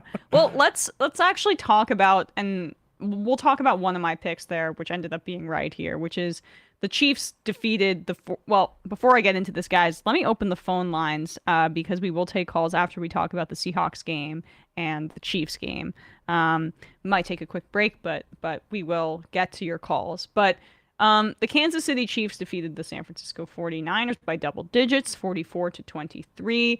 One of my best, my locks of the week was the Chiefs to win by at least a field goal. And when the line moved when McCaffrey, the trade was announced, and they was like, oh, he's going to be playing. I'm like, how much can he actually play, not knowing the playbook or get and all the insiders who do the carry water for these players' agents and stuff tweeted like, McCaffrey asked for the playbook on the plane. Like, oh, how cool is he? What a student of the game. And nice, McCaffrey coming back home, played at Stanford, right? Happy he's back in the Bay Area and he's out of a tanking kind of situation for the Panthers, even though they won. Steve Wilkes is not going to go down easy. Another black head coach asked to bear the brunt of a tanking team, but hopefully that goes against the wishes of that organization and Wilkes wins a lot more games. But before I get off on a tangent here, I mean, the 49ers went all in with a running back, trading a 2nd round pick, a 3rd round pick, a 4th round pick from this year where they don't have a 1st rounder, and a 5th round pick next year in the 2024 draft, I mean. And they now have a losing record and they have no draft picks upcoming. I found that to be a perplexing move. And even though McCaffrey didn't play, and I know that much, and I know that he will make a difference when he does play, running backs, trading that many assets for even a high quality running back like McCaffrey, He's injured quite often, and you guys are not one player away. I'm sorry.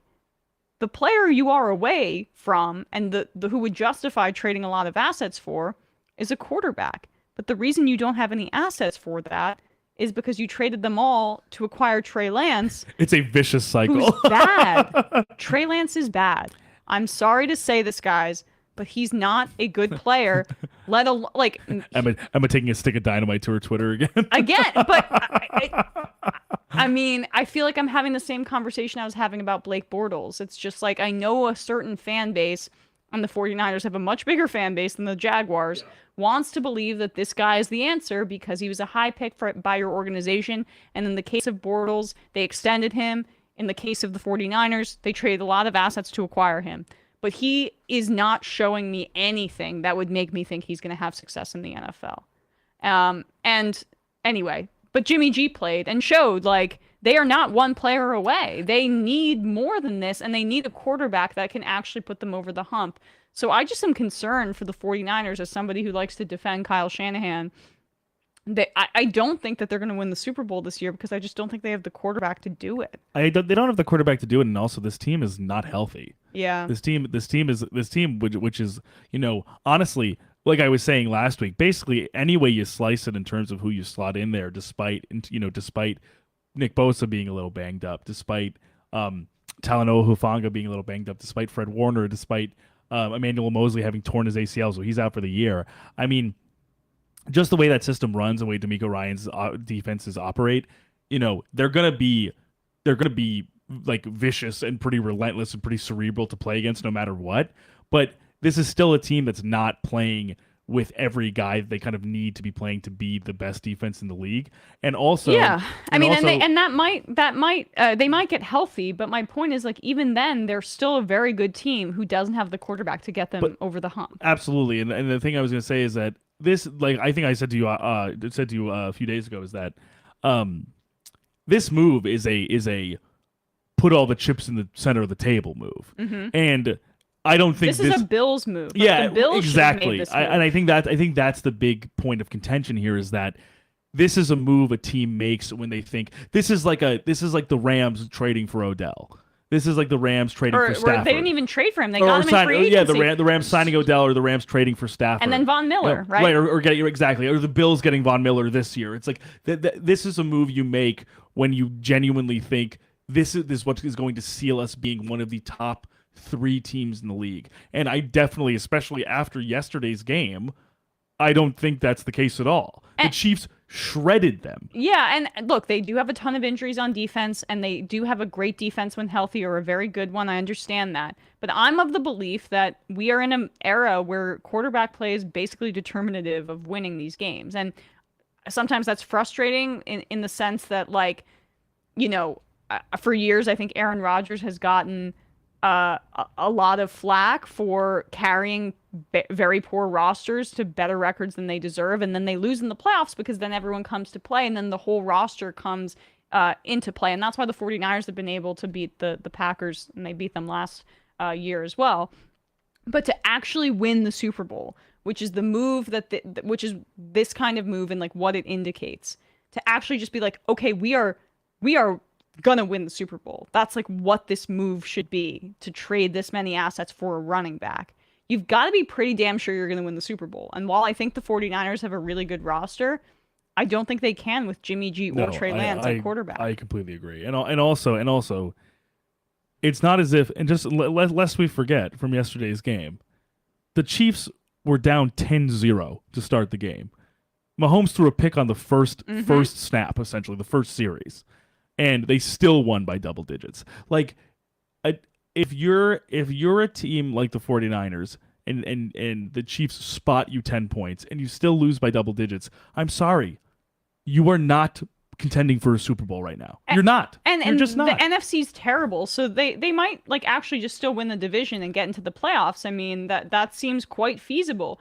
But the problem is that that's not the question, right? That's not the question. The question is, can you hang win with the Bills and the Super Chiefs? Bowl? Yeah. And I don't think that they can. Yeah. And if they had just picked at the pick that they were going to pick at, they probably still could have gotten Trey Lance, and then they would still have their first round pick for this year and their first round pick for next year. Maybe this move is a little more justified, but they're compounding their own mistake by not acknowledging it.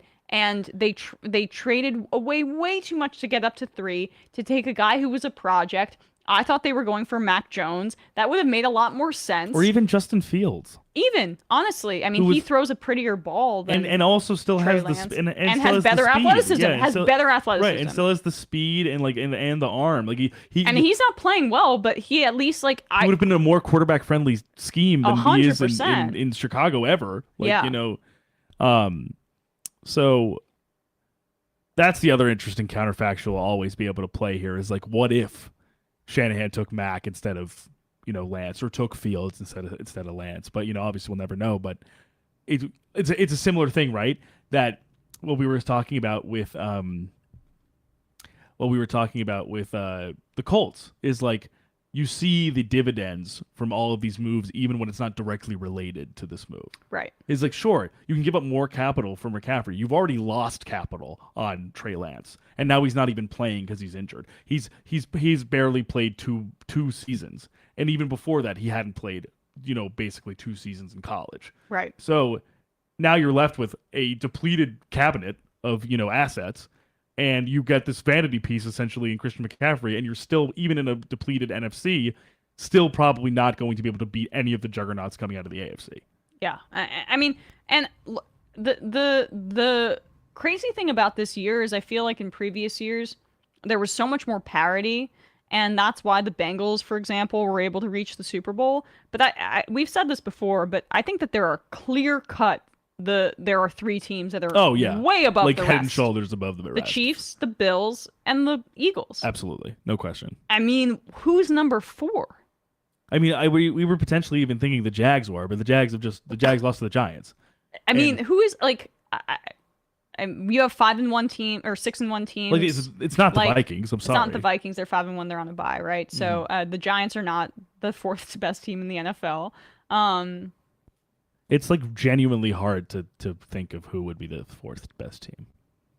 Because I would have said the Jags, but I think they've lost 2 in a row. I mean, and I would have said the Ravens or the Niners, but again, but even them, they've had a rough past few weeks. I mean, I'm about to just go take a look at the teams and make an assessment here, because honestly, this is like a bit of an interesting conversation. I mean maybe is it like I think the Eagles, the Bills, the Chiefs, definitely top 3. After the last 2 weeks, maybe the Bengals. Maybe the Bengals.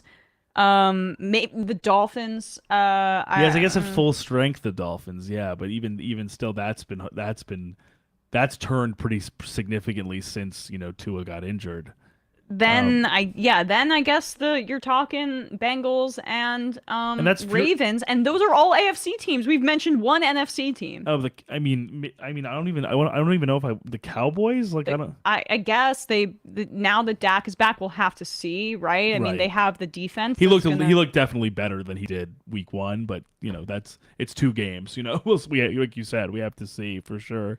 Overall, despite the Giants being so successful, in my opinion, kind of an underwhelming year talent-wise from all the other teams that aren't the 3 ones that have been named. Yeah. It's a very strange thing where it's the we're seeing a lot of ebbing and flowing of who is potentially going to rise to that certain. Like, oh, look, the Jaguars were playing really well for 2 games, then they slide. The Ravens were playing really well, then they slide. The Dolphins, Chargers look like, it's Justin Herbert, and now they look slide. Horrible. The Dolphins were looking great, then they slide. Only the 3 like consistently competitive and good and like I would say top tier teams are those 3 teams through 7 weeks. I don't think there's anyone else. I agree. To even and if we're saying the Bengals, we're saying the Bengals based on the last 2 weeks. Mm-hmm. The Bengals were not playing well the last 5 and now it looks like they're a bit unstoppable. But I mean that's just purely based on Burrow and being Chase's able to talent and T. Higgins and the offensive line looking a little. Well, let's talk about that. Gosh, I'm just looking at the time. We always run a little bit over. But I'm late. Yeah. The Burrow looked amazing. I mean, oh my God. Oh yeah. Burrow looked incredible. But these last 2 weeks, he's just torched the secondary. He put the team on his back. He threw for 482 yards, 3 touchdowns. He and This is Jamar like Chase. peak Burrow, like racking the yards up, racking the passing touchdowns up, making every read, and being accurate with essentially 0 turnovers. And like, he went back. He went back down to the Bayou, and he got his soul back. Yeah, right? went back to the Superdome where it all began with Chase and now they're back at it. And I mean, I think part of it is just they had the Super Bowl hangover a bit. They're kind of I just think they're feeling their connection a little bit more, and it makes a huge difference. And honestly, that's all I really have to say about that game for the most part, because what I thought Chase and Burrow's connection highlighted more than anything, which is the other quarterback in that draft class who is a star, and the lack of what is available to him on his offense, and that is Justin Herbert. Because you see why, and I was wrong about this. I thought Penei Sewell was the better pick when the Bengals were picking at either 5 or 6. Too. Because I was like, look, they need to protect Burrow. His knee got torn up last year. Let's go. I mean, let's protect your asset. But I was wrong, because Jamar Chase is, in my opinion, the best receiver in the NFL. And you see how a team can ride a connection like that if you invest in these skill position players for your young quarterback to success. They went to the Super Bowl off that connection, and Herbert might have, and I know Daniel Jones's receiving room is terrible right now, and there are but other in terms teams, of expectations, in terms of the Chargers were supposed to be competing for a playoff spot, and they still might make it. But that receiving room is so gross, and they never are able to get any separation. I made this point before. I think Keenan Allen's lost a step. I don't think Mike Williams is very good. I don't think the value of a 50-50 ball guy is the same that it was. No, it's 20 years ago. It's more about speed and getting your guys into space. And their scheme is just really poor in terms of no one's ever open. It's borderline like adversarial to Herbert. Like it's like passive aggressive. Do they hate Justin Herbert? Yeah, like it's borderline like why are the only things open checkdowns to Gerald Everett? Like, why do you have a guy with a top 3 arm in terms of power, right? I mean, maybe in top 5, it's inarguable at this point. But, absolutely. But I mean, besides in terms of power and arm talent, I think Lamar's up there too. But I think the top 3 right now are Herbert and Allen and Mahomes. Totally. And they just find no way to help him out whatsoever with the throws that he's trying to make in the tightest windows possible. If he doesn't fit the ball into like the receiver's hands, bread basket that he's provided, then they're done. They've got nothing on offense. Absolutely. And Eckler's a good player, but why are they not scheming up ways to actually utilize this guy's really powerful arm? It should be stretching the field. That's what puts stresses on defense. No, what they're actually doing is putting a lot of pressure on Eckler. Yeah. They're having him go into the flat or go into a screen and basically say, okay, get past the entire defense now. And speaking of the defense, right, I mean, Geno Smith is playing really well, but the Seahawks defense is terrible. It's one of the worst in the league. They gave up 45 points to the Lions. Yeah, it's been known to just not be able to carry the team anymore. And the good thing about the Seahawks is that Geno Smith is just playing so well that he's able to do that. That it's and not Kenneth as much Walker of a loss. Yeah, right. Geno Smith is playing so well that it masks it.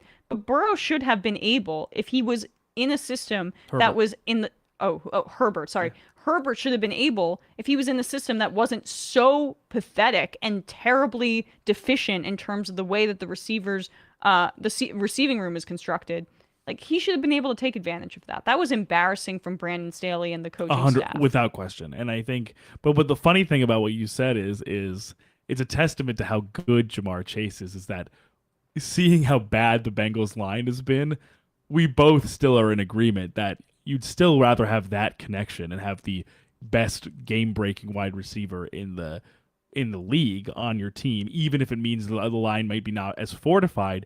But we're seeing, at least in my opinion, we're almost seeing with Burrow now, potentially, if this continues these last two games, a progression of like what we've sometimes seen with Aaron Rodgers' Packers teams when they've struggled out of the gate to kind of mesh and gel and then all of a sudden kind of come on really strong after finding that. It seems like the Bengals might be finding that now, Right. whereas the Packers this year are not. So we'll see if that continues, but it's definitely encouraging to see Burrow doing Joe Burrow-like things again and utilizing the incredible 1-2-3 punch that they have with Chase, Boyd, and Higgins. Yeah.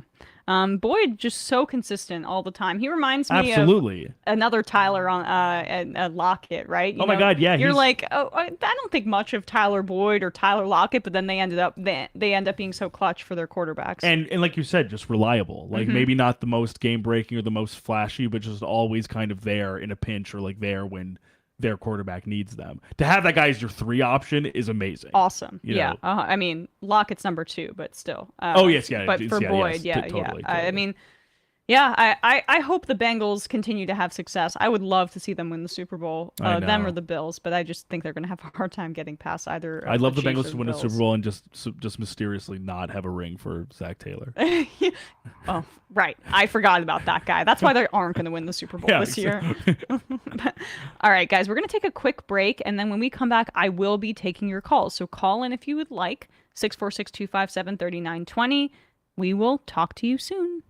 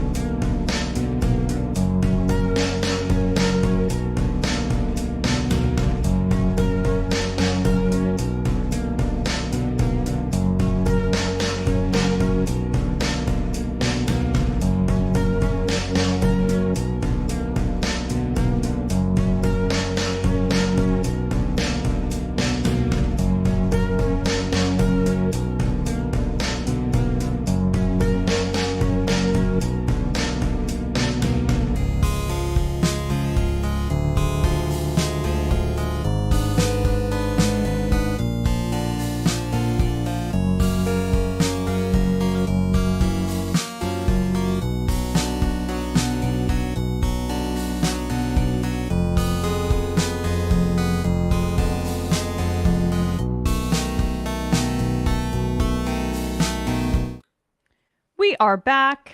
Hello. Hello. Hello. Hello, Bradley.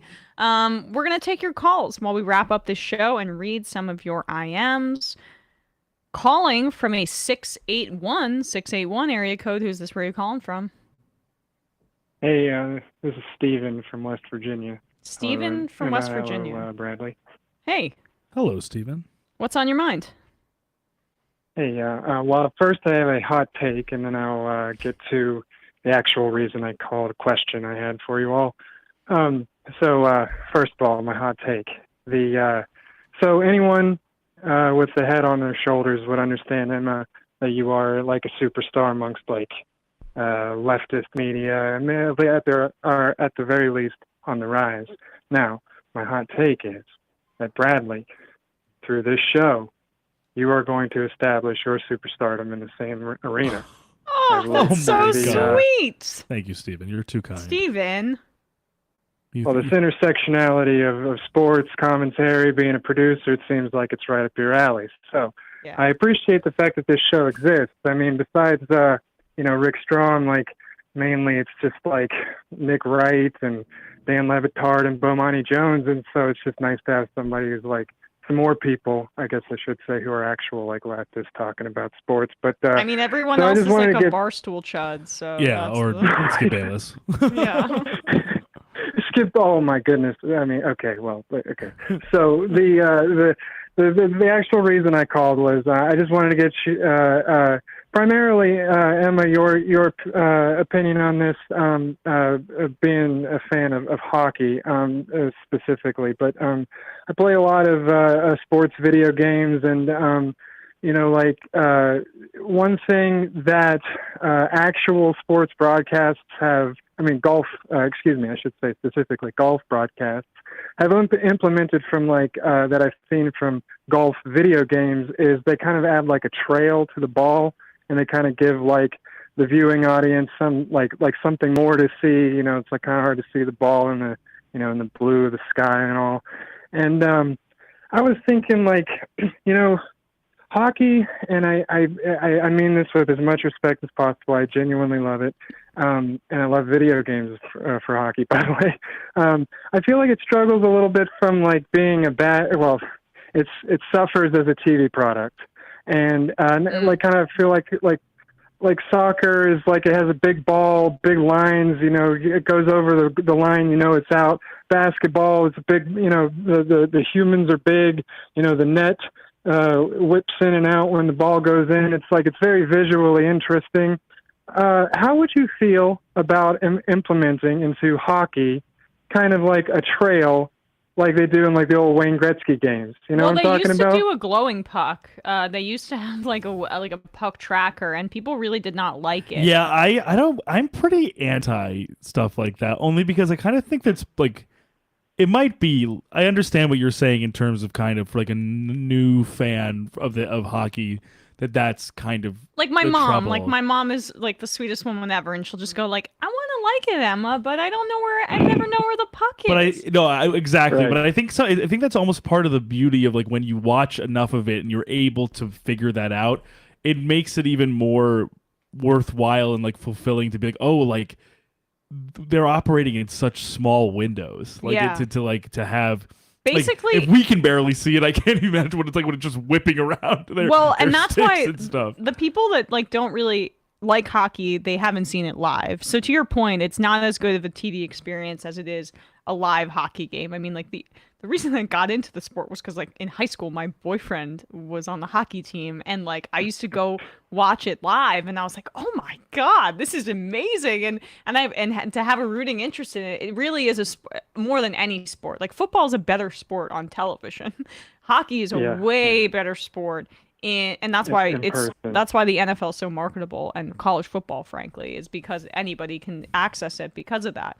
But hockey is not that way. So, I mean, they are experimenting with camera angles. I think they're trying some stuff on ESPN, but I understand your point. I just think that they have experimented with it, and it's more just to watch hockey, you have to watch individual players Right. and how they coalesce around the puck as opposed to watching the puck in particular. And once you can kind of get a sense for what player movements on the ice indicate, it's a lot easier of a television watch. Yeah, that's a great point. It's more right, exactly. It's more about what the players are doing than it is about seeing where the puck is. Like, are they dashing towards it to try and clear it? Are they on a fast break? Like, is a guy standing in the crease to do a one timer kind of thing? Like, it's more about. I think once you kind of figure out those contours of what a general hockey play defensively or offensively looks like, it becomes a little easier to almost kind of assume where the puck might be or is going. Right. So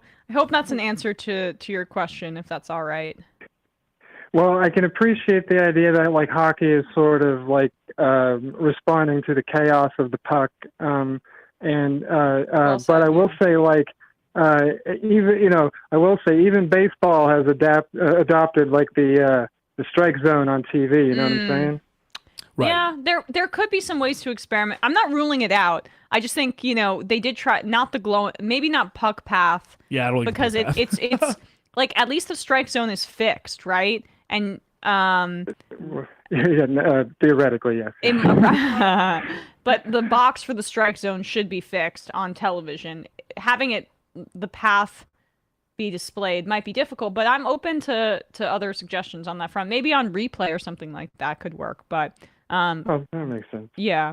Well, fair enough. But Emma, get ready for my plug because I want everybody to check out Appalachian Faction. Remember, it's APPA Faction if you don't want to spell it all out. But it's Appalachian Faction if you like trivia or professional wrestling, any type of gaming. Oh, very Thank nice. you all for giving me a platform. I like both of those things. Oh, Stephen, yeah. so I'll well, check that out. Call in again and, love your takes. So happy to plug Appalachian Faction anytime. All right? Thank you all. All right. See you later. Thanks for Steven. calling. Bye. Goodbye. Okay. Calling from an 801 area code. Who's this? Where are you calling from? 801. It's me, right? That's you. I knew it. It's my time. Let's go. Emma, I called you like a couple years ago before the 2021 season, and you were like, just, shitting on Tua, whatever. Yeah. But we got to talk about it now. I know you still don't like him, and it hurts me, and Sorry, who is I love this? your show. Wait, who is it? Who is this and where are you calling from? Gabriel from Salt Lake. Gabriel Hello, Gabriel. from Salt Lake. Keep going. Sorry, I didn't mean to interrupt. You were the Tuanon gospel was No, starting. I'm not QAnon. I'm a Dolphins fan because I'll admit it. Before this season started, I was iffy. Okay. But I just think it's just unfair, the criticism of like, oh, he's just like, if they're going to want to be a contender, they got to get a real quarterback. Like, come on. All right, so here's my case, Gabriel.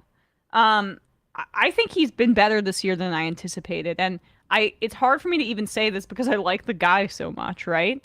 But I have concerns about him playing in weather. I think that it showed last night. Even as I tweeted something praising him, then of course it starts raining and then everything falls apart.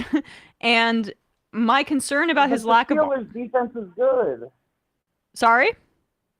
The Steelers' defense is good. You got to give them credit. I mean, they're good, but coach. Josh Allen 2 weeks ago just put up over 30 points on them, and that's because he has the arm to stretch the field and make tight window throws, where Tua lives over the middle and lives on the talent of his two incredible top receivers in Tyreek Hill and Jalen Waddle.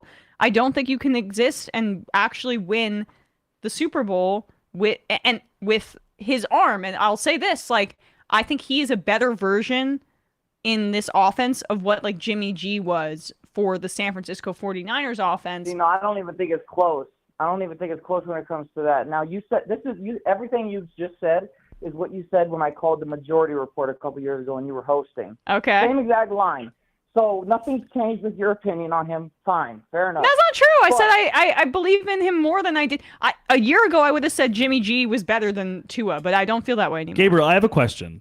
No, I want to hear his case. Okay, Hold on. go ahead. His point really quick. Go ahead, Gabriel. Okay, just the accuracy that Tua has, yes, that's his bread and butter. That's what his claim to fame is. I think it's understated how accurate he is. I think the balls he can throw, yes, he missed a couple last night. Remember, he's been out 3 weeks. But his accuracy is generational. That's what made him great at Alabama. He has the same level of receivers that he did in college now, and he's 4-0 when he plays the whole game this year. What more is do his you want accuracy from him? downfield, though? Did you not see him throw deep balls? Yeah, I do. not It see him looks do that? shaky. It looks shaky. It doesn't look shaky. That ball he threw in the Buffalo game to Jalen Waddle after his alleged concussion, which actually was proven out to be a back injury and not a concussion. So Gabriel. Gabriel, you're Come drinking the on. Kool-Aid here. Come on. no. Hey. Hey, It was when the NFL union agrees with the conclusion of the investigation, I'm going with what they're saying. I agree with my eyeballs, Gabriel. No, I'm not going to have armchair doctors and internet doctors. all right. I don't want No. to, but I just want to talk about his play generally. Okay, yeah, fair. And look, that ball he threw to Waddle, that was an in-stride throw, and it didn't even look like he was throwing it that hard, and he was like 50 yards in the air. So the whole arm thing is just overplayed in the media. I don't think so, though. I mean, look, I think I'm even conceding that I think Tua, for example, He's better than Zach Wilson, admit it. I know the Jets fan over here is. as of now, yes. I mean, the thing about Tua is he played in a pro-style system in Alabama, so he has a sense of the game that I mean, I think is much better than a lot of quarterbacks coming out, especially because Zach Wilson, putting that aside, Tua has been better than Daniel Jones. And Daniel well, that's where we differ here. Oh, shit. Even though I went to the season saying the Giants should draft a quarterback. I wanted Will Levis. We're out of that conversation now, unfortunately. I'm sure he's going to be a Carolina Panther. But, like... Play a real team challenge. Okay. No, that's not... Oh, shit. Daniel, what are Tua's elite traits here? And I know you say accuracy. I don't agree with that. Accuracy. Daniel Jones is Generational. And guess what? He's more mobile accurate. than you think. Daniel Jones can... Tua's really mobile. I mean, Daniel Jones can actually, like, throw downfield with the same kind of precision and touch that he does with short to intermediate throws. And he has elite speed. I think Tua's size is a problem. I think he's going to get injured throughout his career because he can't take sacks. And I think that he doesn't have a deep ball accuracy that is necessary to win you big games in the NFL. I like him as a person. I like him as a person. I think he's a perfect fit for the system that Mike McDaniel has set up because it's a run, I shouldn't say run based, but it's more of like getting the receivers into space and sweeps. It's the West Coast system, revamped with a run game. Well, again, he's going to have to go and play in December in a cold weather situation. They're not winning the division. He's going to have to go on the road and play in a cold weather situation. You want to put money on that? I guarantee you. I guarantee it now, okay, Gabriel. Well, I'm going to be a regular caller, so let's put some money on this. Let's do it. All right. If the Dolphins make the playoffs and they go to a cold weather opponent. Well, no. Let's say north of the Mason-Dixon line. No. I'm saying we could still win the division. That's what I'm saying. Oh, no. Yeah. Tua is 4-0 as a starter. I mean, the team is it's a top 5 roster in the NFL. Do you think the Bills are better do you think the Dolphins are going to be better than the Bills at the end of this season? I think that we're about to go on a run. Have you seen how easy our schedule is coming up? Okay, fair enough. No, I mean, I think you're going to knock, unfortunately, the Jets out of the second place in the division. I think that's fair, for sure. Can I just ask you a question, Gabriel? That Jets win was a Mickey Mouse win to begin with. It was Skylar Thompson. Come on. Doesn't count. Oh, let me have it, all right? I was at the game. Jets fans don't deserve anything good. By the way, Breece Hall, it's just that stuff like that's going to happen to you as a Jets fan. You don't think I know that already, Gabriel? You don't think I've known that my whole life? You're not telling me anything I don't already know, buddy. Okay? At least I'm not a Jets fan. I always say that, no matter how bad it gets as a Dolphins. I wish I could say the same thing. You guys have the same amount of Super Bowls, though, buddy. We actually have an undefeated season that was celebrated last night. I did see that. I thought that was sweet to bring back all the guys from that team. That was nice. Can I ask you something, Gabriel? Yeah. So, would you rather bring back Tua next year or get Lamar Jackson? Oh, are you kidding me? Come on, that's a different conversation. Well, but you're saying he's an elite trait and he's elite and he's hometown kid's gonna. I think Lamar wants to play for Miami. I really feel. I think that was just him being funny. I don't think he's actually coming to Miami. But are you kidding me? Lamar's a top 5 quarterback, of course. I think Tua's hovering around top half of the Okay, league so top in terms of 15. starting quarterbacks, but Okay, all right. Let's list this. I'm sorry, Gabriel, but Josh Allen. I'm counting on my fingers. Josh Allen, Patrick Mahomes, Justin Herbert, okay, Joe no, Burrow, no. Lamar. You got that messed up too. Patrick Mahomes is better than Josh Allen, and guess who else is better than Josh Allen? Lamar Jackson. Well, I'm wow. not. Oh shit. I'm not even. I don't think that's true, but I'm not even ranking them here. I'm just giving a list of all quarterbacks that are better than Tua.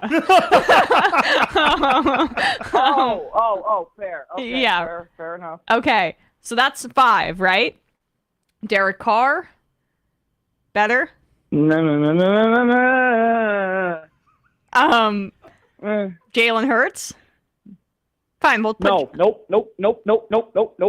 Two is better than Jalen. No, that's not true, dude. I mean, I guess in terms of like Nick Saban's opinion of him, maybe, but all right. They're both undefeated this year, aren't they? Well, one's played every game. Yeah. Not his fault. Okay. Yeah, I guess you're right. But that's Fair the point. enough. He's small. Like size is a skill. Okay, keep naming quarterbacks. I don't think Derek Carr's better. I don't think Fine. Jalen Hurts is Okay. better. You don't think Jalen Hurts is better? All right. No, I just said that. All right, Aaron Rodgers. Okay, that guy's a fraud. I used to be a fan just like you for like my whole like formative years. I loved Aaron Rodgers. Thought he was better than Tom Brady. That's Swiss when Brady won the ring with the Bucs. Like clearly he's the GOAT. But like, dude, Aaron Rodgers is such a bad person. He is such a narcissist. His whole vaccine stance just killed it for me. I cannot root for him. Okay, that's anymore. fine. But Gabriel, okay, Aaron Rodgers better quarterback than Tua even right now. This is Okay, true. no, yeah. I'm just saying. I just was doing a little sidebar. I know, but we gotta rush through this. So we're. we're at 6. Kyler Murray is better than Tua. You know what? Tua outplayed him head to head. Okay, I mean, you're not giving me much. Okay. Kyler's better than him. Kyler. I mean, and I think Jalen Hurts and I think Derek Carr. I'm sorry, I'm giving those 2. I said top half of the league. So Matt Stafford. Bailey Matt Zappi. Stafford is a fraud, and Jared Goff is better than him. That's insane, Gabriel. That's crazy. No, it's not. Yeah. You No. Jared think Goff Goff is had better Cooper than Kupp in the Stafford? If Jared Goff had Cooper Kupp in the Super Bowl, he'd have a ring right now. There's a reason they shipped him off. The whole team couldn't stand him. He was like making way more. Look at this year. Numbers are identical. Numbers don't mean shit, dude. This is like the act. First of all, I adore you, but this is like the crux of our disagreement here, which is like I don't really care that much about numbers. I like to see how the player looks, and so I mean, Geno Smith has been better than Tua this year. Yeah, he's better than Russell Wilson at this point. Well, that's somewhere we can agree. But anyway, let's relitigate this another time because I want to get to some other callers, Gabriel. But all right, fair enough. at the very least, you should be very happy that the Dolphins are so fun, and Mike McDaniel is that dude. Gotta give you credit, Gabriel. You're as psychotic as me for another team. I'll be calling back in, by the way. We're going to relitigate that bet we're going to have. Yeah, I'm sure you will. Sure thing. All right, talk Take to it you easy, later. my friend. Bye. Appreciate it. Appreciate it. All right. That was so good. Calling from a 717 area code. Who's this? Where are you calling from? Yo, what's going on? This is John. I'm from Lancaster, but I'm staying out in Chicago right now. John from Chicago? Begrudgingly from Chicago. I grew up in Lancaster. Okay. In PA, Lancaster, PA. Yeah, you got it. Oh, gotcha. Okay. Okay, John from Lancaster. What's on your mind? All right, so I'm riding all Philly sports just up front. Philly might never lose again, but just the Sixers don't count. Both baseball and and football. And hey, John Tortorella's got the Flyers playing okay, so. Yeah, I know Philly sports. We're lit right now, but I was gonna shit on the Giants, but I mean, you guys are a cakewalk to us. As far as the NFC East goes, Dallas still stinks. But my question was going to be for Emma. Mm-hmm. I wanted to know when the general media really started to hate Philadelphia sports. I have my own theory on this, and I want to know what your thought is. Well, I mean, part of it is just like the reason I don't like Philadelphia is because of sports rivalries, right? Even though when it comes down to it, like I'm secretly such a Jalen Hurts fan girl. I love him as a person, and I used to really feel like Carson Wentz was underrated, although that didn't pan out that well. During that MVP year, I thought he was playing out of his mind, and so I will like be a low key fan of Philly players, but I think it's like a narrative in the same way that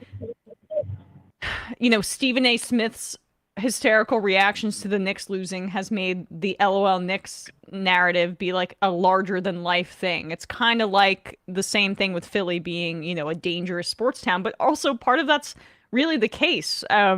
Philly fans are intense. And like what I saw happen in Jacksonville where Giants fans just took over the stadium on Sunday, the idea that would happen in Philadelphia is laughable. And part of that has to do with you guys being so diehard. Yeah, I mean, we're definitely diehard. But I wanna throw this back, like way back to the 1960s. And if this name rings a bell, Mr. Frank Gifford. Yep, I know Frank Gifford. Yeah, of course. Kathy Lee's husband. I'm a Giants fan. Kathy Lee's late husband. I know you are. So R.I.P. In that New York market, and I think the hate really from New York that came down to Philly was after Concrete Charlie knocked Gifford out for a year plus. And he was the pretty boy of the NFL.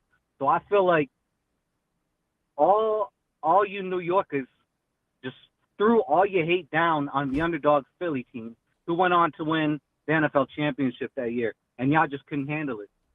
Well, okay, And ever since then, everyone's hated Philadelphia. Well, here's the thing too is I don't know how much power the Giants have in that conversation, but noted if that's the case, if it is related to the Giants, the issue was that Philly didn't win the Super Bowl until recently. What was the 2017 season? But it was also because the Giants were, I guess, traditionally they'd won 2 Super Bowls, or maybe not by the time the first No, that's not. Yeah, that's actually I'm wrong here. Neither of the teams had won the Super Bowl at the time of the Minneapolis Miracle, which is one of the most infamous plays for a Giants fan in history. And then it happened a second time with Deshaun Jackson. Which Minneapolis Miracle? The one that sent. It was basically a fumble when it should have been essentially a kneel down, where the Eagles were able to. No, that's the Miracle of the Meadowlands. Did I say Minneapolis Miracle? This is what happens when I do 2 shows a day. Yeah, yeah. I'm sorry. Yeah, you're thinking of the Herm Edwards play. Miracle at the Meadowlands. Yes, both times. Yeah, the first one. Both the first one. If you remember the second, Deshaun Jackson. Yes, I do remember that. I do remember that. Thank you, John. I was supposed to go Christmas tree shopping with my family after that game, and I ended up crying and laying face down first on the carpet. Well, that's my Christmas present for this year, is the fact that you were so hurt. I love it. Oh no. We lose him? John. Yo. Hey, we lost you for a second. He was saying that his Christmas present this year was thinking about your pain. Great. At the Miracle at the Meadowlands. Because we play on Christmas, right? You're one of the realest. You've been down since CYG, so I love you. I love this new show. It's definitely dope. Okay, well, I appreciate it. Yeah, so I guess, do we play you guys on Christmas? No. He's saying the Eagles play the Cowboys on Christmas Eve. This is another preemptive strike in the war on Christmas from John. I understand. He's Thank you, taking John. Kowalski's lead. All right. I mean, America's words got to shit on America's team, and then the war on Christmas is just intensified that much. That's right. Exactly. All right, well, thank you for your contribution Thanks, to John. our arsenal. No doubt, man. Appreciate it, John. Thank you. Yeah, peace. I'm with you on the fans piece, though. I think it's mostly also, I think it's a combination of social media intensification and Philly fans, just the whole an awning collapsed, or like he punched a horse. Like, it's like that stuff. Like, kind of like these things just become larger than life. Yeah, I mean, it's like the memifying of the fan base. I think more than anything else. And like, you see this most acutely, frankly, with the Knicks. oh yeah, of course, yeah, and like everything Mets the fans, Knicks fans, does yeah, sucks. Like, no, the Knicks, it's like another level. Frankly, Oh, yeah. I really think it's because of Stephen A. I mean, oh yeah, Stephen A. and Dolan, and like just like the most like but unsavory. Stephen A. is the most the most visible sports commentator in the country. 100, absolutely, yeah. And his number one shtick that he returns to is that the Knicks are making him miserable. Right. It's like kabuki theater. And so then you have all the whole like New York Post behind him and like every like media apparatus pushing the narrative as well. And the Knicks are also bad, so that's part of it. But all right, we're gonna take one more call here. Calling from a 949 area code. Who's this? Where are you calling from? Hey, this is Al. Big Al. Hey, Al. From Long Beach, California. Big Al from Long Beach. Hello, Big Al. What's on your mind? Yeah, so, it's interesting. I've everybody's saying how they really appreciate the show, and I do too. I think that the show is amazing. I think that there's definitely a space for it. And kind of to that point, I want to call up to talk about something that nobody ever wants to hear me talk about, but maybe you guys do, but how much I hate certain sports media people. Specifically this time, Colin Cowherd. Oh, you ever heard of this guy? Oh, I've certainly, yes. I hate Colin Cowherd. I hate him too. My thing with the sports media guys at large, and gals, or mostly the guys probably. No, because the gals that are around are just there to like set up conversation as opposed to ever contribute. Like poor Molly Karam. Yeah. For First Take. Yeah. She's just there to get screamed at by Stephen A. Yeah, she has so much spittle in her hair. I mean, it's like Stephen A. What do you think he's like? The unmitigated gall and temerity. Well, these guys, I have a theory of why they're so intolerable, because to be a sports media person, you have to sort of pretend like you're just a regular guy, you know? And they all do this. They all put on this shtick where I remember one time, like, Colin Cowherd was talking about how he went to a movie theater and it was very fancy. And he was like, hey, man, I'm just a regular guy. I just want to go get some popcorn with the wife. Yeah. Watch a movie. I'm only worth and then there was $60 million. Right. He like bragged. He made a huge point to brag that he went to a seaside resort, and then he was like, I knew this was going to be a great resort. And then he's like, and the next year it won Best New Resort for like Seaside Resort magazine. Oh wow. It's real. That literally, like I don't know, Al, if you watch 30 Rock, but it's like a caricature of when Jack tries to relate to everybody, where he's like, you know, reading Boats magazine or something like that. But like, sorry, keep going. Yeah, no, it's just I had the same feeling. I was like, this sounds so cartoonish, and he was like, he kind of like had the same like attitude when someone, you know, is bragging about like a sports prediction, right? They're like, I knew this player was going to come out, and look now. He's like, look at this seaside resort. So anyway, that's my theory, and I think that's why, you know, a show like this or some of the other tolerable sports media people are needed, and it's good, is because that kind of fakiness of being like, oh, I'm a super rich person pretending to, you know, live in the mud with the rest of you cretins, you know, it's not really it doesn't come across here. So yeah, appreciate the show. Yeah. And thanks. Well, Bradley, did you want to say something? Oh no, I was just saying, like, it's an interesting point, because you not only see the same reactionary tendencies in sports pundits like Stephen A. and like, you know, for example, like you said, Cowherd or Clay Travis or people like that.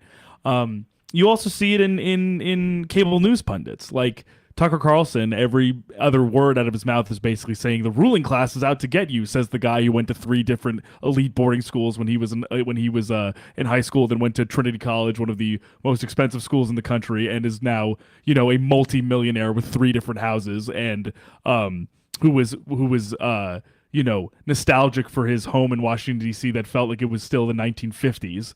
And Sean Hannity's same thing. I'm just a rough and tumble guy from Long Island who's worth, you know, $70-80 million and has one of the most watched shows in the country. So it is, for lack of a better term, it's literally pro wrestling.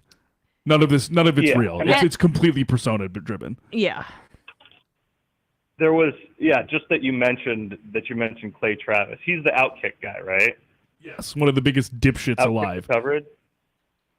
Yes, he's the Outkick guy with Buck Sexton. Those 2 guys. Okay, yeah. So I used to I used to drive to work at like 4:30 in the morning or something insane like that. I think I was like trying to go to the gym before I went to work. I can't Good for remember you. why, but I'd get in the car super early in the morning, and it made me so sad because a guy that I actually really like here in Southern California, Petros Papadakis, he would do a guest appearance every week on Clay Travis's show. And I was like, no, Petros, say it isn't so. Don't wake up super early for this guy. What are you doing? So Yeah, I those mean, guys it's Because Clay would probably be like, hey, Petros, who's the worst player in the NBA, and why is it LeBron James? And why is it because he's so entitled? I mean, they do, and that's also Skip's thing. Skip is like his whole Skip Bayless's whole persona is being a LeBron James hater. Absolutely. It's just 100%. like people. The problem with sports media is there's no authenticity unless you go to a podcast space, but particularly on TV and stuff like that, big personalities like Cowherd. There's nothing authentic there. They're just picking hot takery, picking something and planting your flag in it regardless of the way things change, never acknowledging if you're wrong. And it's more just driven by traditional media incentives of entertainment as opposed to communicating facts, honestly. So appreciate it, Al. Thanks so much for the call. yeah, thanks for what you're doing, guys, and keep it up. Thanks, All Big right, Al. thank Appreciate you. it. All right, we're going to read some IMs and then we are going to get out of here. Mind Pillow Guy says, finally, the show gets its first regular whack job caller. With much love, I hope Gabriel keeps calling in. I love their energy. Agreed. Oh yeah, we. Dave from Jamaica says, that's like Gabriel- that's like our first like WFAN caller. Yeah, like right, Francesa like caller. Dave from Jamaica says, Gabe, I love your spirit. Dan from Columbus says, the level of energy Emma is bringing to this call with Gabriel is on par with Sam's debating a libertarian energy. Libertarian to an honor. What's the difference? Majority Report wardrobe coordinator, you guys need to take more calls and ask for two stands the way Sam asked for libertarians. That's a good point.